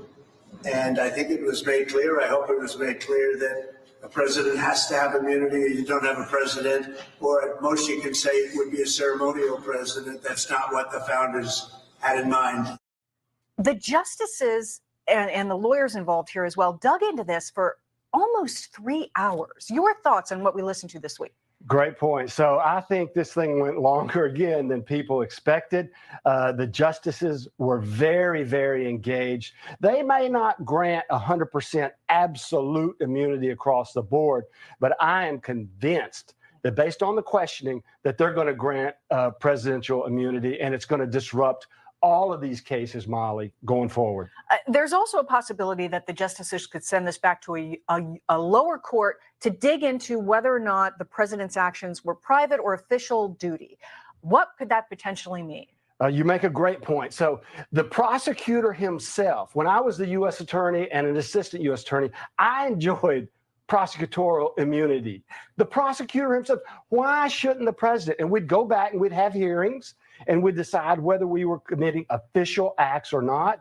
And with the president, it's even more difficult because he's half the time he's a politician, half the time he's running the country, and most of the time that clashes and runs into each other. So it's going to be a very difficult proposition to send this back. It's going to take, I think, all summer. All right. Well, thank you very much, Guy Lewis. We really appreciate your insights coming in and hashing out this last rather fascinating week. And that was a great interview. I actually got to catch the whole thing. Yep. So this is interesting. Again, this is in regards to the blob. To talk about this. Okay, All right. blob theory in under 60 seconds. If you don't know what the blob is, check out my recent videos on the blob. This looks like a blob too, and it follows a magnetic force. When dispersed into nanoparticles, the magnetic force gathers the particles into a blob. We know the blob appeared from a fault line area because there's a mysterious island down there. See my video on that. This ferrofluid contains nanoparticles of iron. Well, what if something is leaking from the fault with nanoparticles of iron and a magnetic force is gathering it and pulling it to the north? Even how the ferrofluid dissipates and breaks up as the magnetic force pulls away is just like the behavior of the blob. Yes, Ventusky came out and said it was a glitch, a model error, but many people aren't buying this. Right by Cape Town, South Africa, there was freaky weather happening, as well as radar weather going down in the US and other strange weather anomalies. See my past videos for that. That's where I'm at with the blob. See you in the comments. Yep. More people are watching these blobs than we know. Yep. So I don't even want to get into RFK because I actually responded to him. It's basically, he says, when frightened men take to social media, they risk descending into vitriol, which makes them sound unhinged. President Trump's rant against me is barely a coherent barrage of wild and inaccurate claims that should best be resolved in the American tradition of presidential debate. President Trump, who has proven himself to be the most adept debater in modern American political history, should not be panicked to meet me on that stage. To preview my arguments, I will show how President Trump betrayed the hopes of his most sincere followers. He promised to end the Ukraine war and then colluded with Speaker Johnson and President Biden to fund it. He let Big Pharma and his corrupt bureaucrats run roughshod over him as president. He promised to cut the deficit and ran up the biggest debt in history. He promised to run the government like a business and then close down our businesses. He promised to drain the swamp and then filled his administration with swamp creatures. He promised to protect our rights and then torpedoed the Constitution. Instead of lobbing poisonous bombs from the safety of his bunker, let's hear President Trump defend his record to me, mano a mano, by respectful, congealed debate. Well, my response to him was, your father and your uncle are rolling over in their graves, seeing how corrupt and deluded you have become. You should be ashamed of yourself. Yeah. But Phenomenology had a nice retort as well. Trump is the most persecuted man in political history, and he is still fighting for us. To call him frightened shows lack of logical thought on your part. Trump unleashed American energy, reversed Obama's gender insanity and DEI rules in institutions, secured our borders, made sure we had no mandates, and was the first president to start no new wars, signed 5 peace agreements, defunded the WHO, pulled us out of UNESCO and the Paris Climate Agreement, NAFTA, fired 46 Obama prosecutors, blocked taxpayers' funds to Planned Parenthood that killed 1,100 innocent humans a year. Yeah. Kennedy ain't got no response to that, though. Don't you know? Yeah. Important speech in Europe this time in history will be known as a period in which the invader was actually invited in by the corrupt elite and made the host nation pay for it too. Yeah, we're already seeing that, but let's take a listen. Do we really accept the new reality that our globalist leaders have in mind for us? I know one thing for sure, and that is that if nothing changes, if we don't start to seriously fight for our continent, for our religion, for our people, our countries, then this time that we live in will go down in history as the time in which Western nations no longer had to get invaded by hostile armies in order to be conquered. This time will then go down in history as the period in which the invader was actively invited in by a corrupt elite. And not only did this corrupt elite invite the enemy in, they made the native population pay for it too. Yep. Yep. Eventually, there's going to be a comeuppance for all of this. Yeah. So, Mega War Room says, Stephen M., if they say there's no immunity for official acts the moment Joe Biden leaves office, every single red city and red state DA in the country can charge him for financial. Oh, yeah, this is going to be good. Overseas can charge him for human trafficking, human smuggling. And by the way, if DOJ goes down this road, let's be clear about what will happen. If they said there's no immunity for official acts, the moment Joe Biden leaves office, every single red city and red state DA in the country can charge him for financial crimes related to illegal student loan bailouts, can charge him for war crimes related to deaths of service members overseas, can charge him for human trafficking, human smuggling, and by the way, more election interference than you can even count. Hundreds and hundreds and hundreds of indictments for election interference would all be possible by any red state DA, any red state prosecutor, any conservative DA anywhere in the country. That would be the future that they would be creating if they were to accept Dreeben's argument. Yep, and it would rip this country apart. We'd be at each other's throats ad infinitum. Look, Yep. So,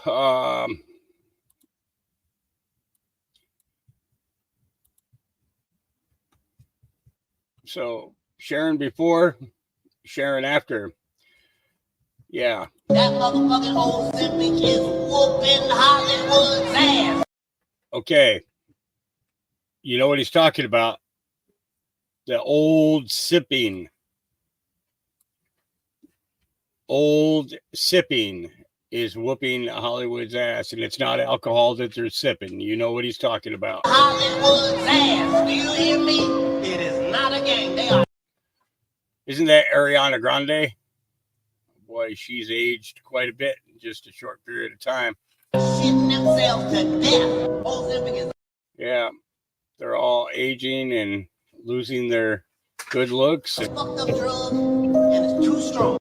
Yeah, just evaporating. And they don't know how to tell you it's too strong. They say Oprah took so much that Gail lost 12 pounds. Ooh. Do you understand what I'm telling you? It's too strong. That mother. Yeah. Yeah, we know. We know. Okay, so I can't show you this one yet because I got to show you the other one, but and I'm not going to cover that one. But let's get up here where I can. Okay, so this is the first one. Didn't stop at all. Okay, so this is, I didn't feel like stopping, said an arrogant New York District Attorney, Sandra Dorley, refused to be pulled over by police for speeding. Didn't stop at all. Did you not hear my lights or sirens or anything? No, I didn't actually. I was on the phone. Okay, well, you're not supposed to be on the phone while you're driving either. Yes, I am with the hands-free. Absolutely. Okay. Why are you so upset at me? I'm doing my job. You just admitted to me that you were going 55 and a 35 on Phillips Road. To leave me alone. It's Officer Christofoli. Can you stay over here, ma'am? This is a traffic. This is a legal traffic stop. Do you have your ID? No, it's in my purse. Here. You have your purse right there. No, this is my lunch. Would you talk to Dennis? This is ridiculous. If you give me a traffic ticket, that's fine. I'm the one who prosecutes it, okay? Just go ahead and do it. Go ahead. You know what I've been dealing with all day? 3 murders in the city. Do you think I really care if I was going 20 miles over the speed limit? I'm just doing my I would job. get If in you front of pulled, the if you pulled over when you saw my lights, which obviously you did, I thought you were going somewhere else because I thought no one would ever pull a black SUV if you ran my plates. I If didn't run had- your plate. I just called your plate out, and then I'm following you because you're not stopping. So I had to take the air from dispatch. Just please. I know it's getting to be a big deal. Jeff's here, so let Jeff take care of it. All right, bye. Hi. Hi, I'll talk to Jeff. Jeff, Okay. I was just on the phone with the chief. Okay. I'm the supervisor with her right now, so. Okay, sorry. Okay. I didn't want to pull over on Phillips Road. It was just, I figured I'd Okay. just pull into my driveway. Okay. Well, And I mean, called Dennis and I said, Okay. that's me that they're trying to stop.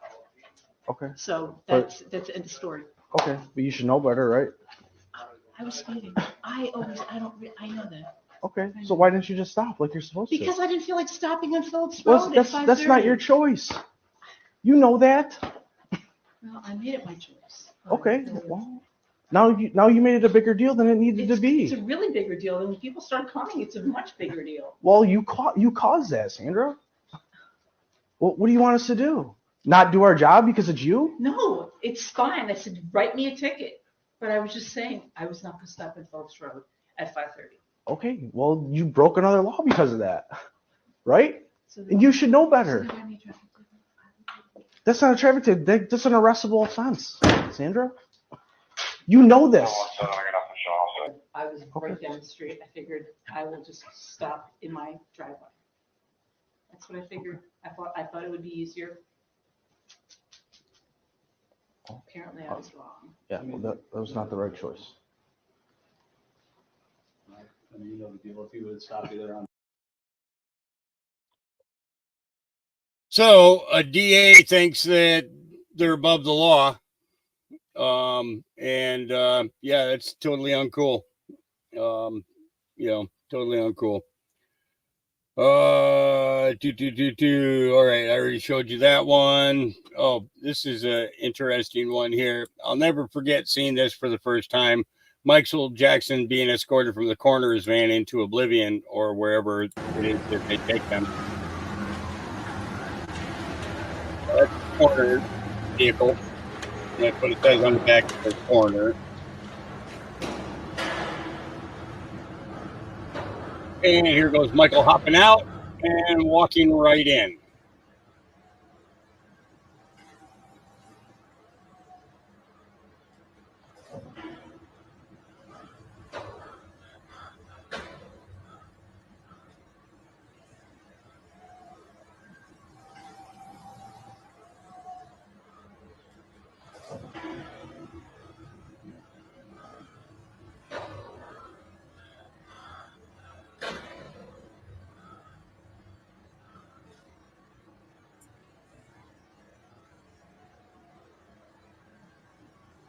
So when people say that Michael Jackson is still alive, believe them, because he is.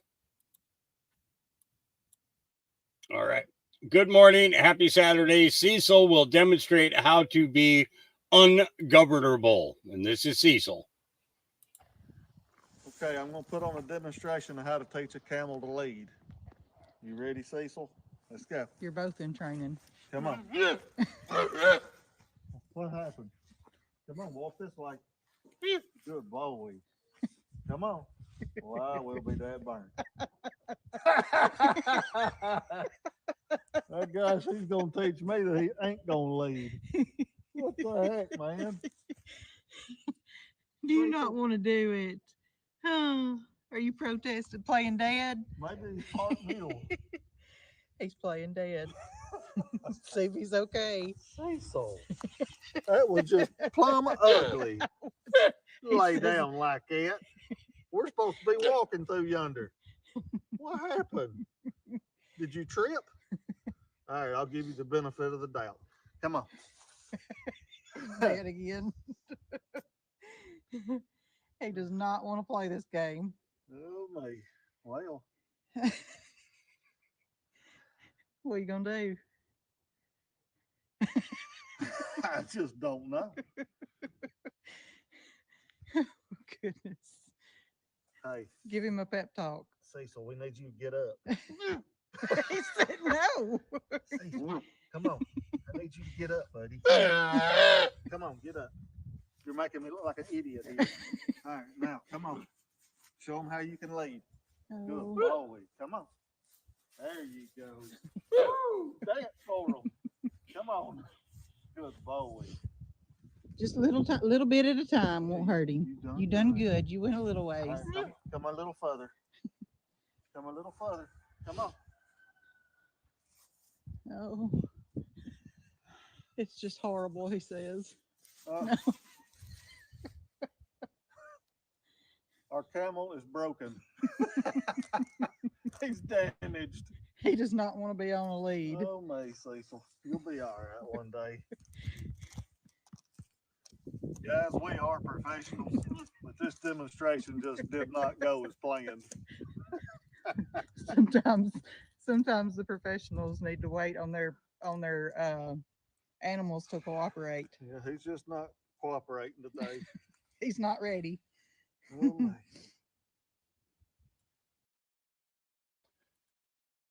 Yeah. Okay. So this is unreal. It says, Julia, a massive tornado is captured on video crossing I-80 in Nebraska near Omaha.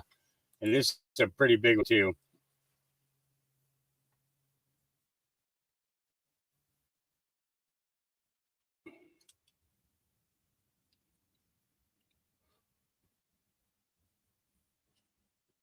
And no, there's no audio to it.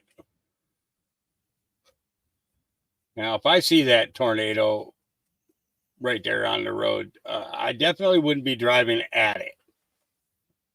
I might be backing up.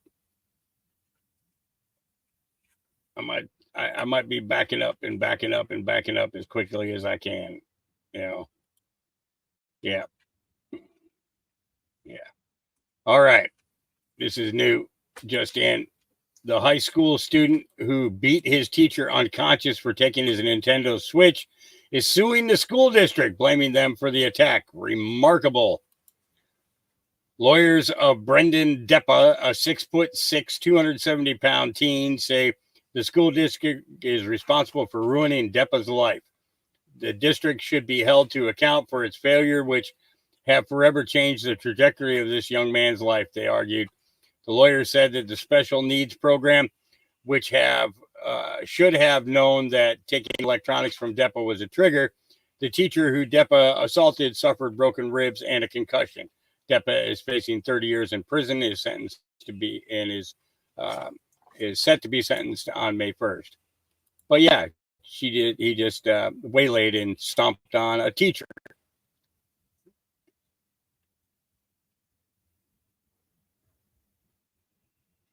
And you guys just go keep walking over there.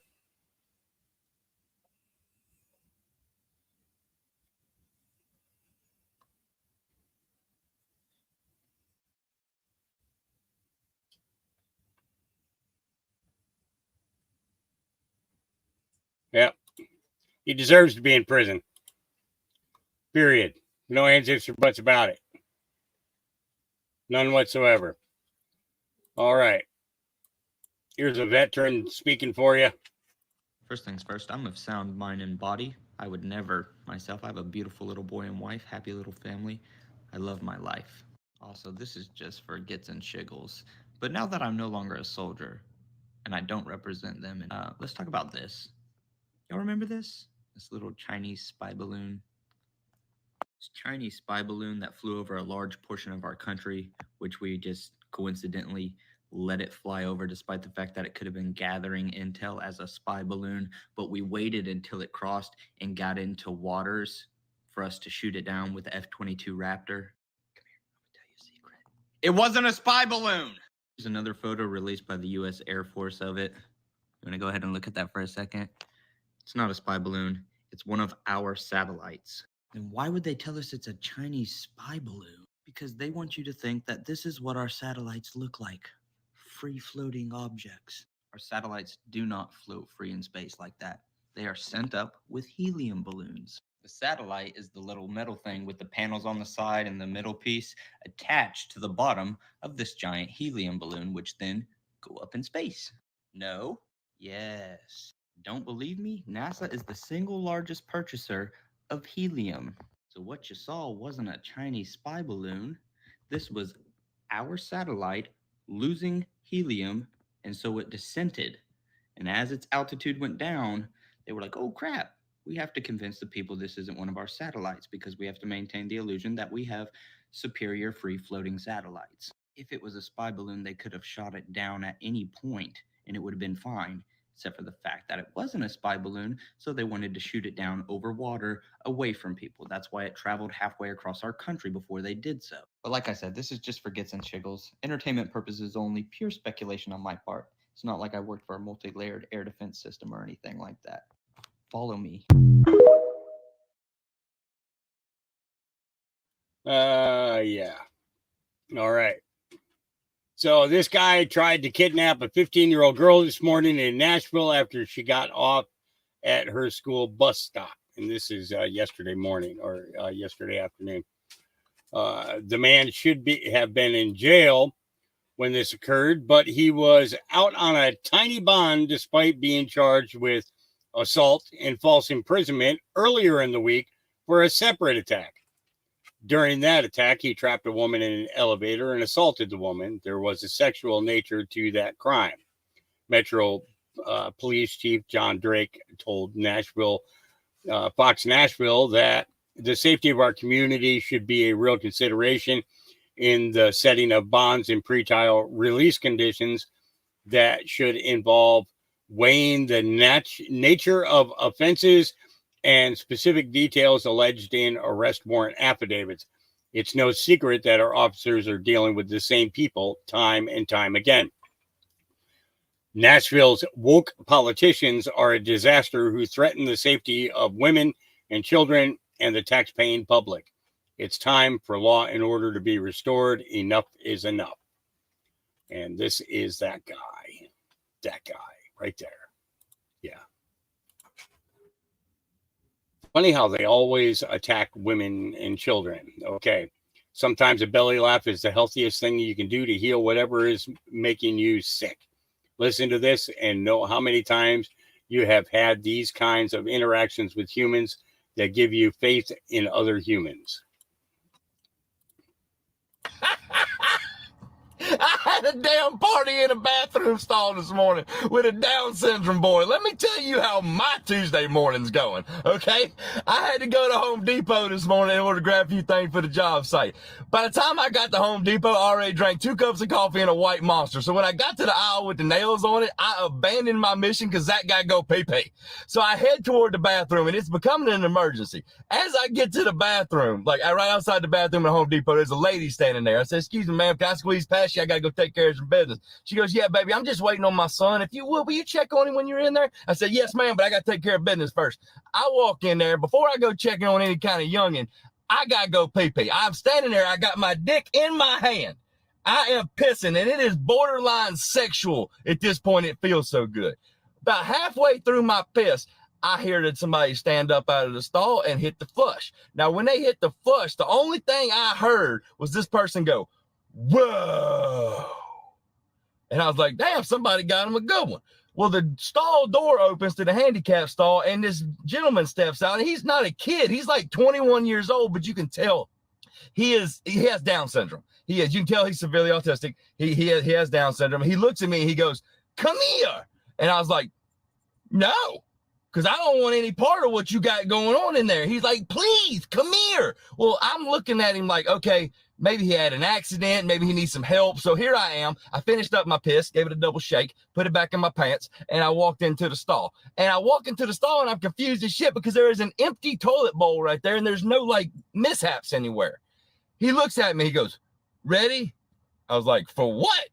He takes a piece of toilet paper and he rips it off of the damn roll and he places it right in the center of the damn toilet bowl. He goes, 1, 2, 3, go. And he hit the button. And it's one of them toilet bowls. It's one of them commodes that like sucks your turd to the underworld. It's like all at one time. And as soon as it made that damn piece of toilet tissue disappear, this man yells, "Houdini!"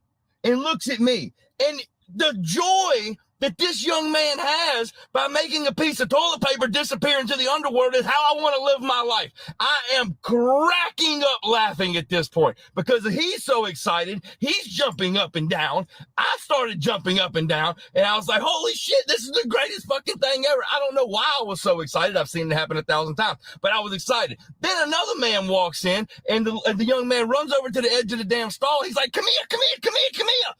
Another grown man walks into the handicap stall with us. It is now me, the Down syndrome boy, and another man. And he's like, you want to see it? You want to see it? This guy's confused. And I'm like hyping this little Down syndrome guy up. I'm like, show him. Do that shit again. I need happiness. Do that shit again. He rips off another damn piece of toilet paper, throws it in the damn toilet bowl, hits the button, and yells, "Houdini!" And now all three of us are jumping up and down, happy as shit, because we're having us a great fucking time in the bathroom. That's how short my attention span is. And the lady outside the bathroom heard all of the hollering and everything. She comes busting up in the bathroom because she thinks somebody's picking on her kid. But in reality, we're having a toilet bowl party in the handicap stall. This was the greatest Tuesday morning of all time. Now I got to go to work. I'm carrying this happiness with me for the rest of the day. Jesus Christ. That's all I got, but it was a great Tuesday fucking morning. Shit.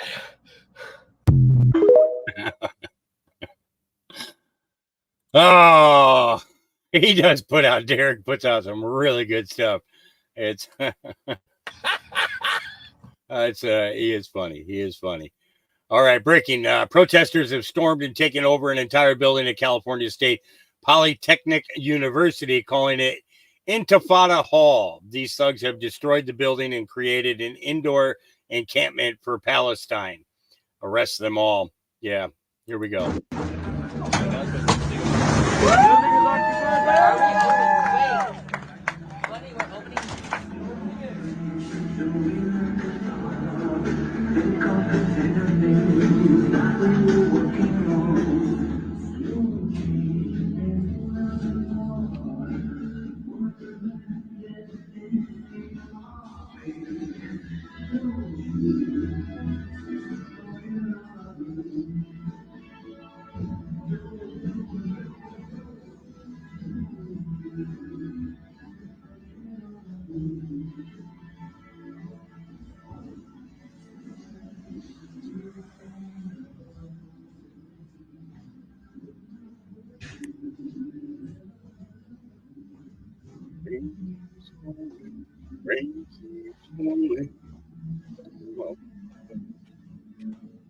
It is a good song. They had to ruin it though with their antics. Totally trashed the inside of this building. This is so ridiculous. Like this is somehow going to help their cause. This isn't going to help your cause. This makes you look so fucking stupid. It's ridiculous.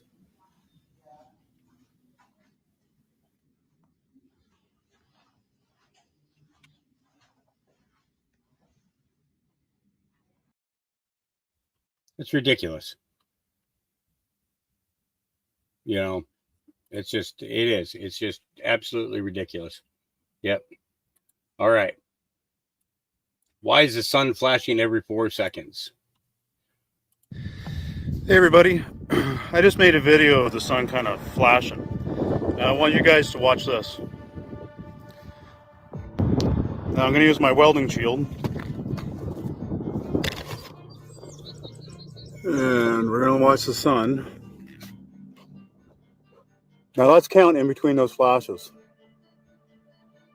1, 2, 3, 4.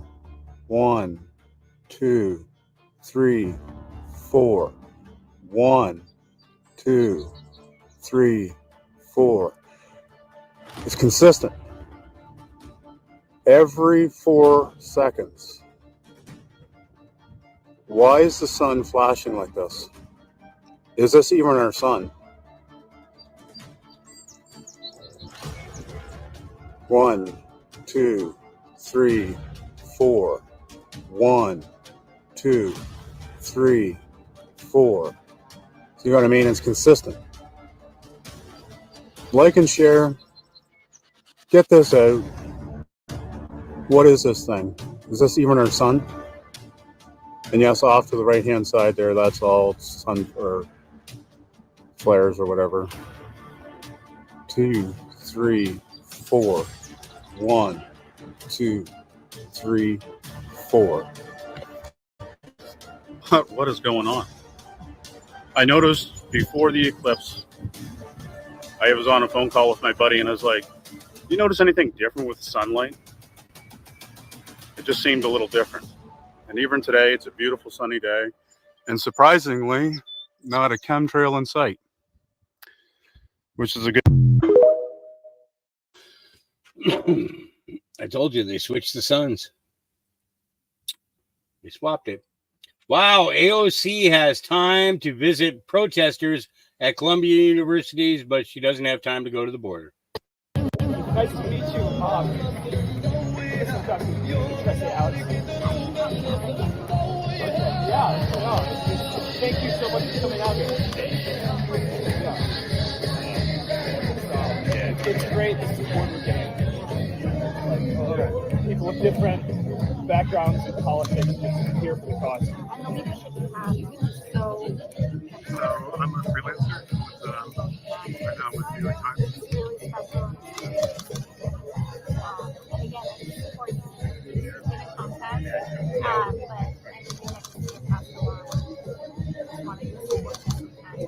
Thank you so much. Really. Forgive me if I ask for a selfie. Maybe outside. Okay.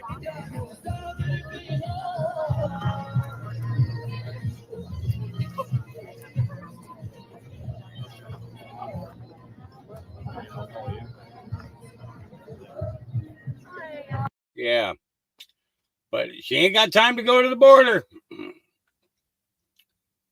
Hold up. We just sent 60 billion to European countries, can't give up defense system. Hold on.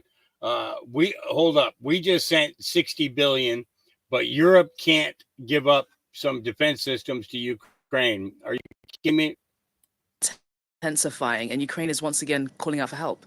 Yes, again today, and we saw these missile attacks overnight, and Ukraine saying that they need more air defense systems, more batteries, more Patriot batteries, because they need to intercept in a better way the attacks from Russia. Of course, attacks coming from both sides, but yes, Russia intensified them overnight. We saw these missiles attacking key strategic sites, these energy plants, also this hospital we saw in this report, and the Ukrainians saying if we had more defense systems, more interceptors, well, all this would not happen. Overnight, the Ukrainians said that 34 missiles were launched from Russia towards Ukrainian sites, and 21 were shot down.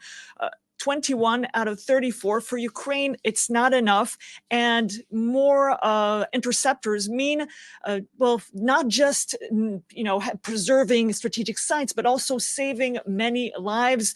And they say that they need many more of those systems. They need this, and of course, so we said Ukraine too. They sent drones to Russia. They said they hit 2 refineries, a military base. That's what the Ukrainians claim, but they say that now the situation is extremely tense. From the beginning of the war, of course, air defense systems were key to stopping all of this destruction and were key to blocking the Russian attacks. But now this is even more important. The Ukrainians are saying that Russia is intensifying now their attacks because, well, there's a key date coming up, May 9th, which is the victory date. Russia celebrating World War II victory on that day, and they want some kind of escalation to prove they're gaining momentum in this war. That's what the Ukrainians are saying. And also, these attacks come at a specific time of perhaps weakness for Ukraine because they just got promises from the United States to have more aid coming in,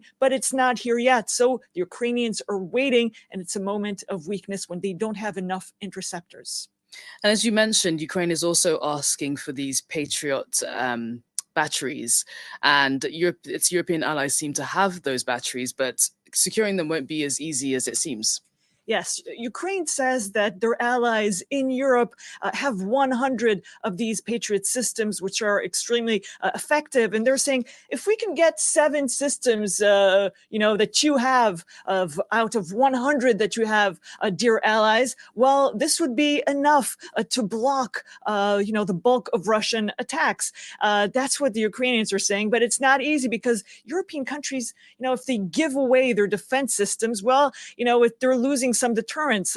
Countries like Greece and Spain, they've been asked to give away some of their missiles, the defense systems, some interceptors. And, well, they've been saying, well, we don't really want to give them away, even though we're allies with Ukraine. And the U.S.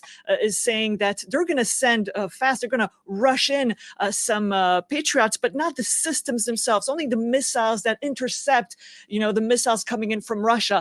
New systems will not be coming right away from the United States. So the U.S. is working with the Europeans to persuade them to lend some of their systems, Patriot systems, to Ukraine. But they're saying, first of all, Lloyd Austin said, the Europeans need to take more risks, but also Patriot systems are not the only solutions. There are other types of interceptors, and Europeans can share other types of interceptors with Ukraine, even older systems, not necessarily the latest ones. And that's basically what the United States are saying, and also promising to send in other interceptors and various drones, both attacking drones and intelligence drones. Shirley Sitbon. Yeah. Money for nothing so they can keep drinking and partying. Yeah, incredible. The mayor of Denver gave these protesters 30 minutes to dismantle their tents, but allow them to continue to protest so long as it's peaceful and not impeding everyone else's business. Naturally, they lost their minds. To talk to folks and see how we can help support their rights to protest peacefully. What's your reaction to the arrest today? Hey y'all. Mike Johnson, what do you say to the students' demands? Mike Johnson, what do you say to the students' demands? I'd like to talk if I can. Hey y'all, I just want to. What do you say to the students? I'd like to be able to talk if I can. Great. We are here to try to make sure we can help you all exercise your right to protest peacefully. We want this to be a campus where you can exercise your First Amendment rights and be respected to do that. And so to do that, we also need to be able to respect the ability for the rest of the campus. So no demands. Our demands are not being met. Hold on, can you let me talk now? Thank you. You support genocide. I'm sorry, can you let me talk? I'm going to talk for 60 seconds. It's a really simple question. Yes or no? I'm going to talk for 60 seconds and I'll walk. If you want to listen, you can. If not, that's your choice. So what we want to do is we want to make sure people can protest peacefully.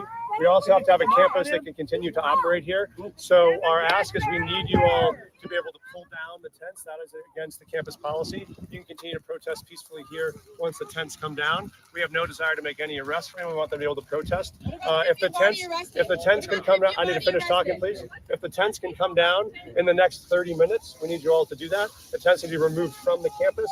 You continue to protest peacefully. If the tents do not come down, then we would need to remove those from. We have no desire to make any arrests. It's more of the same. We do need to be able Our to demands are not being met. tents. What does that mean? I have no capacity to meet That means any you're staying demands. right here. I don't oversee this campus. That means I have a question that you can't. We'll be happy to help you. Right here. You fucking fascist.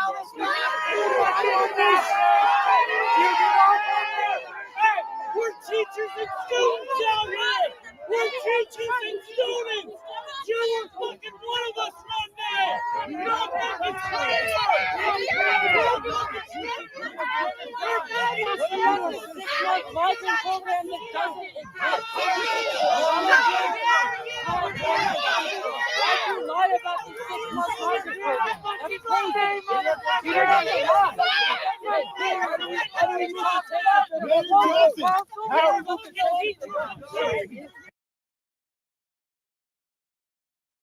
Well, it's about time these politicians start taking some flack for everything that's going on. Yep. Notice what their slogan is? Who's that? Biden's? Yeah. No. Finish the job, which means for us, turn us full-blown communists. And that's where all this corruption comes from. this man who's been in politics for 40 something years, having all these relationships and leveraging them to get him to this point. Now he's paying back the favors by turning our country into a fucking shithole. The American people are the biggest slaves of any citizenship in the entire world. Let me tell you why. Because the American people are the only people that are told, go work super hard, go take a massive amount of your life, and we're going to take at least half your money. And then when we take half your money, we're going to send it overseas, or we're going to funnel it back into our political contributions, or we're going to send it over here for quote unquote aid. Okay, where's our motherfucking aid? Why the fuck are we, the citizens of the United States of America, financing the well-being of every other fucking country in this planet? Until people wake up to that and say no more, shit's going to continue. This land of the free, that's a fucking joke. Land of the free, land of the worker bees is what we are. What do you pay when you buy shit? What do you pay on your personal property? What do you pay when you put gas in your car? And if you add all those things up that you pay, they're taking 50% of your money too. And they're telling you to work, work, work. The American dream, the American dream, the American dream. They don't want you to achieve the American dream anymore. They want you financially dependent. They want you sick. They want you unhealthy. They want you consuming their propaganda. And the reason they want that is so that they can control you. This isn't freedom. There should be no way in hell that any politician goes to Washington, D.C. and makes tens of millions of dollars. And while you're having trouble paying your bills and while you're stressing over money, they're sending your shit to Ukraine. This dude gave away $1 billion for a political favor. What could $1 billion in your neighborhood do? And these guys give away billions of dollars like it's dollar bills at the strip club. Now, could we be free? Yeah, we could, but a whole lot would have to change. And if we were actually free, our cities would look different. Our schools would look different. Our happiness would be more. Our prosperity would be better. You wouldn't have to think about money. Like, until people understand, like, dude, it's your responsibility as a citizen of the United States to speak the truth and stand on the values that you believe on an individual level. It is also your responsibility as an individual to exercise freedom. Freedom does not exist unless you exercise it. If you don't live a free life in your day-to-day life, freedom ceases to exist. It is not something that is granted to you. It is something that we create as individuals. It is autonomous. It is in how we live, how we eat, how we train, what information that we put in our brain. This is why I tell you, personal excellence is the ultimate rebellion. Because if you are personally excellent, then you are exercising freedom. Then and only then will freedom exist as a whole entire culture. There's no one else out here to do the work but us. It's us versus them. And if we don't get our shit together, we won't have an America after that.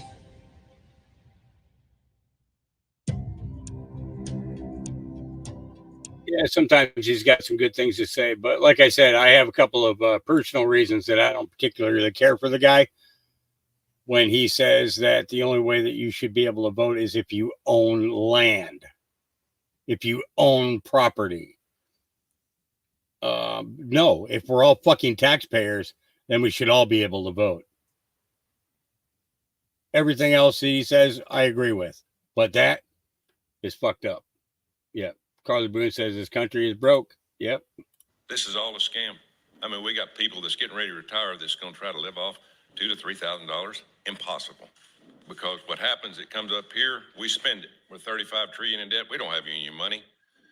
We're dead broke. We are in huge trouble. In this body, we had better start figuring that out, because we're going to have a run on this city here soon, and there's going to be about 150 million people coming up here saying, where's our damn money that we paid in?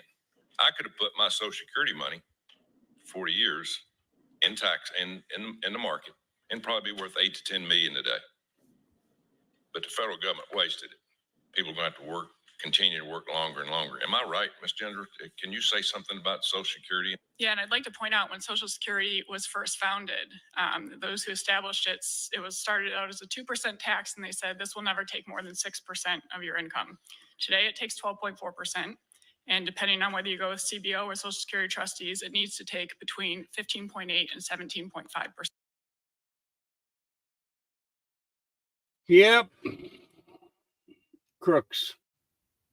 Crooks.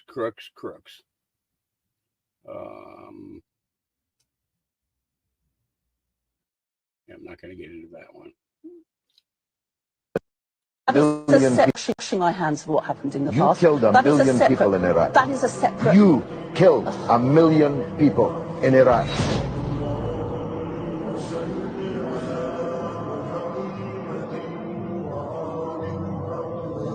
They lied. They said there were weapons of mass destruction. There were none, and they knew there were none. When are you going to apologize for the million Iraqis that are dead because you lied? You lied about weapons of mass destruction. A million Iraqis are dead because you lied. My friends are dead because you lied. The decision of one man to launch a wholly unjustified and brutal invasion of Iraq. Of Ukraine. Yep.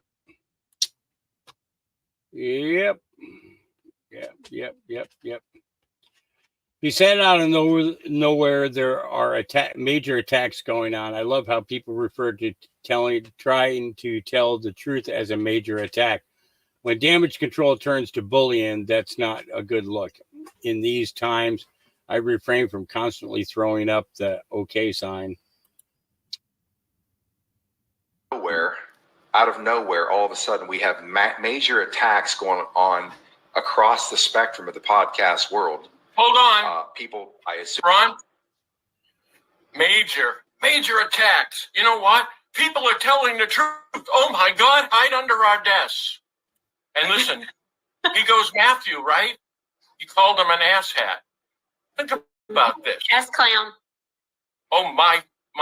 Oh, he's the asshat. I knew how I got confused, an ass clown. You know what it is? This is a bully. That's their message to Matthew. It's the message to all whistleblowers, don't come forwards, right? This is the bully. All right. Out of nowhere, all of a sudden, we have major attacks going on across the spectrum of the podcast world. Hold on. People, I assume. Ron, major attacks. You know what?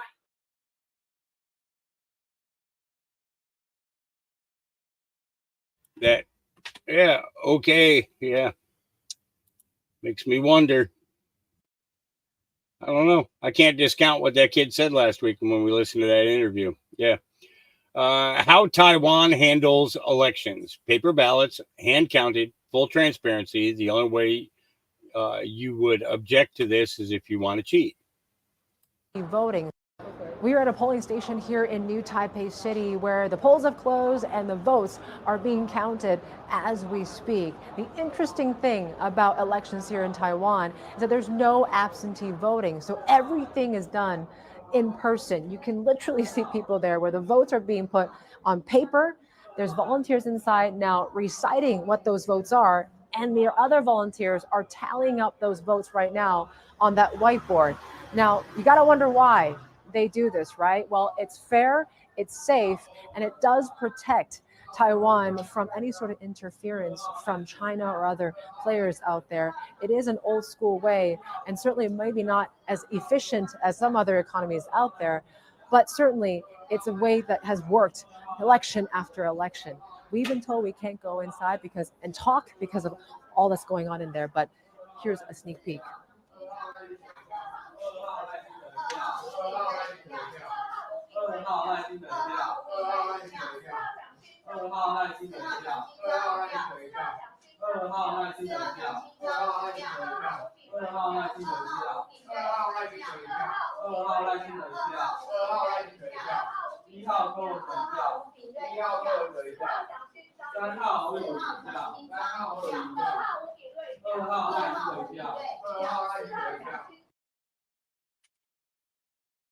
Really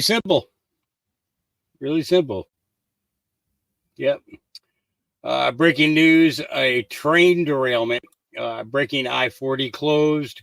Residents evacuated after train derails, catch fire near Arizona-New Mexico state line.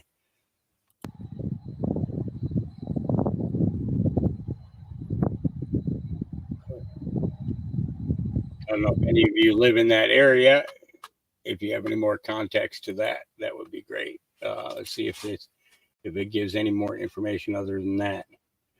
Update, a BNSF That's Santa Fe train derailed at about 11:45 on the New Mexico side of the Arizona-New Mexico state line, according to the Arizona Department of Transportation. Of roughly 10 train cars involved, 2 were transporting liquid petroleum and caught fire. The train crew members were not injured, according to BNSF. New Mexico State Police reported the train was transporting hazardous materials, specifically propane and gasoline. Immediate evacuations were ordered for those within a 2-mile radius of the derailment. And pretty much that's just to make sure that in case something blows up, news agencies are putting this out as if it just happened at least 15 hours ago. As I guess this story was suppressed. FRA investigators are responding to, and this is 4/26/24, which would be yesterday. FRA investigators are responding to a derailment near the Arizona-New Mexico border. We are coordinating across state, tribal, and local agencies to ensure safety in the region. Please follow state and local guidance for detour information around I-40. Yeah, I don't trust him at all. Another pedophile in the group. The Oregon Trail conspiracy. They staged all these photos. They staged, the horse and wagon, and they came with a hammer and a chisel, and it doesn't make any sense. There was no hammer and chisel. There was no horse and wagon. There was no Oregon Trail. There was none of that. What there was advanced technology. Now, let's take it one step further. There's tunnels that are large enough to fit railroads underneath our feet. People arrive here after they hijack and steal all these buildings. They get in these tunnels and they actually transport themselves with whatever technology is deep down within the earth, and they get to all these cities. Then they put their name on top of these buildings, claim them, and then say this is Harvard, and this is Yale, and this is the first, Hershey's chocolate, and this is the first Tiffany's & Co. All these different names. They traveled through the underground part of the earth to inhabit and take over all these different cities. They're coming up from underneath the earth. That's how it actually went down. There was no Oregon Trail and somebody sitting across the wagon. There might have been. Some people might have tried to go with a horse and a wagon, but they probably perished. Yeah. Interesting. All right. That's it. That's all I got for today, for now. I might come back on later if anything big comes around. All right. With that, I will talk to you guys later. Remember, God loves you. Jesus loves you. I love you. Oh, peace.